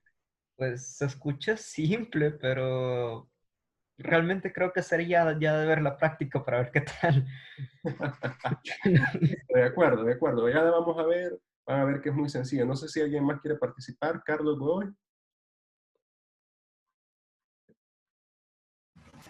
Sí, sí, ingeniero. Pues la verdad que, bueno, un tema nuevo, la verdad, y al principio así como que abruma un poco, ¿verdad? No saber cómo llevar la teoría a la práctica, pero como decía aquí el compañero, creo que ya una vez practicando, creo que se entiende un poco mejor. De acuerdo, de acuerdo. Ya van a ver la práctica. Lástima que no me extendí. Yo creo que ya en unos minutos terminamos. Me extendí, pero ya van a ver que es sumamente sencillo. Y si no se entiende, podemos volver a explicar igual para que logren entender y vamos a hacer algunos ejercicios generando como un pequeño bosquejo de lo que vamos haciendo, ¿verdad? Para que ustedes tengan la idea a nivel visual y después lo implementemos nosotros. ¿Ok? Sí, claro, gracias. Por cierto, jóvenes, yo les quiero pedir permiso el día sábado 13 hay una pequeña actividad que va a hacer la compañía Elanin y me han invitado como parte de los exponentes. Entonces quería validar si el sábado 13 podemos pasar la sesión que tenemos de 10 a 12 del mediodía, pasarla al día viernes. Así nosotros la sesión del día sábado 13 la estaríamos teniendo el viernes 12 y el sábado 13 lo utilizaría durante el transcurso de la tarde para subirles las clases correspondientes, ¿verdad? ¿Les parece bien? ¿Me dan su autorización? Por mí no hay ningún problema. Igual por mí no hay problema. Excelente. De mi parte, todo bien. Perfecto. Si alguno de ustedes llegase a tener algún inconveniente con el horario o algo por el estilo, me avisa. Para el día viernes, la clase del sábado 13 se pasaría al viernes 12. Entonces, si alguno de ustedes tuviera algún inconveniente, me avisa y yo con gusto. Perdón, siempre sería por la mañana, ¿verdad? ¿Por qué Siempre hora sería? de 10 a 12. Solo si Ah, en ok. caso alguno de ustedes tuvieran algún inconveniente con el horario, me avisan y vemos si la pasamos para la tarde. Creería yo que no, pero no está de más validar con ustedes si tienen algún inconveniente con el horario y lo pasamos para la tarde. Listo, entonces, jóvenes, si no hay... por cierto, la exposición va a ser en la página, va a ser un Facebook Live en la página de LANI, donde se va a revisar el tema de cómo está siendo la aceptación de los profesionales de informática en el mundo empresarial. Entonces, para que ustedes puedan también entrar, participar, que puedan escuchar sobre toda la experiencia que están teniendo, que tienen programadores en el área. Yo, como les digo, yo me quedé bastante al old school porque ahora, obviamente, mi perfil cambió, pero siempre me trato de mantener informado. De hecho, por eso me gusta enseñar sobre todos estos temas, porque son temas que son muy importantes, que los utilizan tecnologías de alto nivel. Imagínense Hadoop con Big Data, estar utilizando esta pequeña parte de tecnología que ustedes lo van a poder experimentar, que no es para nada complicado, y que así ustedes puedan seguir creciendo en ese tipo de herramientas, o pueden ustedes construir sus propios procesos, o sea, porque esa es la idea final. Entonces, si ustedes están teniendo problemas de procesamiento porque hay un batch que le lleva más de una hora en el servidor, entonces dividir ese proceso y hacerlo multiprocesos en diversos servidores, estar procesando la misma información. O sea, puede ser un archivo, puede ser X cantidad de información, y entonces y que lo que hacía antes un servidor, hoy lo hagan 10. Entonces, imaginen esa cantidad de procesamiento que ustedes pueden empezar a emplear. Entonces, y así, si antes la regla de 3, que en la teoría dice que si un servidor con cierta capacidad estaba procesando en una hora, 10 servidores con la misma capacidad deberían de procesarlo en 10 minutos. Menos todavía, tendría que ser por ahí de 6 minutos, porque son 60 minutos, una hora. Entonces, ¿se imaginan pasar de una hora de procesamiento a 6 minutos de procesamiento? Entonces, ese es el plus que se debe de dar en este tipo de sistemas, en este tipo de arquitecturas, ¿ok? Entonces, escuchen, ahí van a ver otros exponentes muy importantes dentro de la industria, personas que han trabajado con sistemas de alto nivel. Yo me mantuve, perdón, en el sector bancario y después me moví al sector aeronáutico. Ahorita como empresa solo estamos dando servicio en el sector bancario financiero. Y es un sector, sector aeronáutico y financiero, y es un sector muy, muy, muy bien remunerado. Entonces, muy importante saber qué soluciones buscan estas empresas, cómo debería de ser un perfil integral, qué deberían de saber ustedes como programadores para enfrentarse a un mercado laboral exigente, porque ahora ya no nos piden ser especializados, sino que hoy full stack developer es la nueva tendencia, ¿verdad? Que yo estoy en contra del full stack porque nunca un programador va a ser un full stack. Siempre un programador debe buscar especializarse. Obviamente, si ustedes quieren aprender de múltiples tecnologías, muy bien por ustedes, pero siempre enfocados en lo que les he comentado. Ir siempre buscando el rendimiento, o sea, buscar de qué forma hacer mejores sus programas y la calidad. porque de nada les sirve ser full stack developer si están desarrollando programas que son ineficientes y que de hecho son o pueden ser una burla referente a otros programadores. Dime, Mario, coméntame. Sí, solo una duda con respecto a eso. Me acuerdo que usted nos dijo que íbamos a tener una herramienta que nos iba a ir como calificando el código. Mi pregunta sería en qué nivel vamos a introducir esta herramienta, porque me dejó bastante interesante. Sí, en el nivel avanzado, aunque si ustedes gustan, como algunos de ustedes ya son programadores, ya están diseñando código ya más robusto, si gustan la podemos incluir como parte de la primera temática que revisemos a partir o después de las excepciones, porque va a ser muy bueno verlo en ese apartado de las excepciones. Podemos incluir el uso de esta herramienta. Ahí ustedes me dicen, levanten la mano los que quieran empezar a ver la herramienta ya de análisis de código para utilizarla ya a partir del nivel intermedio. Listo, excelente. Yo creo que son la mayoría, ¿sí? Son la mayoría. Perfecto. O sea, a partir del nivel intermedio vamos a empezar a ver ya la herramienta. Se llama SonarQube. Les voy a enseñar cómo instalarla en su servidor. Les voy a enseñar también a cómo utilizarla para que ustedes empiecen a analizar su código y que dentro de la misma herramienta les empiece a dar temas de seguridad o les empiece a dar advertencias de temas de procesamiento que ustedes están haciendo o de malas prácticas de código que ustedes están teniendo. ¿Ok? Y listo. Los invito a sábado 13. Ahorita voy a confirmar mi participación. Honestamente, no sé si voy a alcanzar con el curso. Si no, igual vamos a dejar ese pequeño espacio para que ustedes también entren en la conferencia, en ese Facebook Live, y que puedan empezar a ver cómo está otros exponentes en el área y puedan empezar a tomar la experiencia de ellos y la pueden aplicar a ustedes. Listo, si no hay ninguna consulta adicional, dejamos la clase por este momento y yo les voy a compartir en el transcurso del día la clase ya directamente de cómo llevar todo lo que hemos visto a la práctica de servidores y sockets. Solo nos quedamos las personas que debemos de revisar el tema del servidor para ponernos de acuerdo con ustedes. Listo, jóvenes, que pasen feliz día. Feliz día. Gracias, igual. Feliz día. Gracias. Feliz día.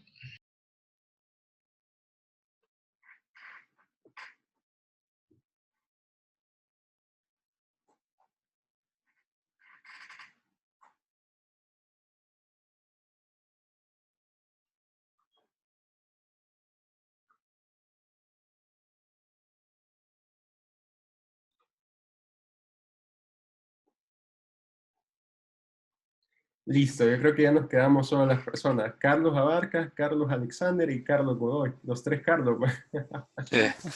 Listo. Sí.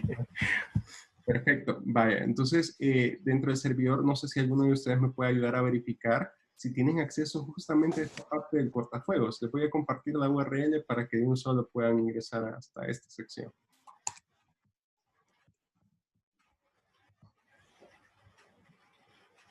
Listo, ahí está. Solo mientras entran, regálenme un segundo, voy por agua. Bueno. Sí, soy.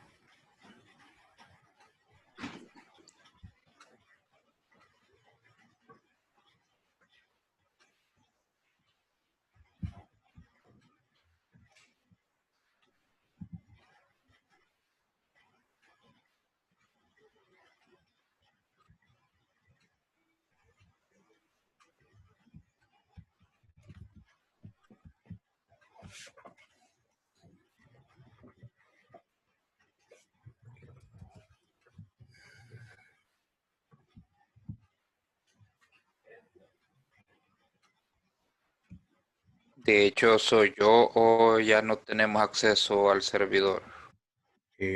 Pues al menos a mí sí me carga. No sé A mí si... en proyectos ya no me aparece el servidor. no sé si tendrás abiertas más de una cuenta de Google, porque a mí eso me pasa. Mi cuenta principal lo abro y revisa eso, porque a mí Sí, me tienes pasa razón. seguido eso. Tenía abierta otra. Tienes Ajá. razón. Sí, sí, así me pasa a mí. Listo, ya estoy de regreso. Ah, sí, en este sí tengo. Sí, ¿verdad? Ajá, ese es el problema. Ajá. Pues, Luis, de mi parte sí puedo ver la parte, incluso mi servidor que creó usted ahorita. Perfecto. Si pueden verificar que pueden crear una regla, solo y ya pongan, si gustan, no sé, pongan su nombre, guión y el puerto que van a habilitar. Como para que quede bien especificado, ¿verdad?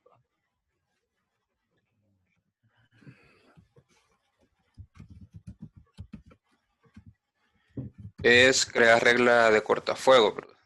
Exacto.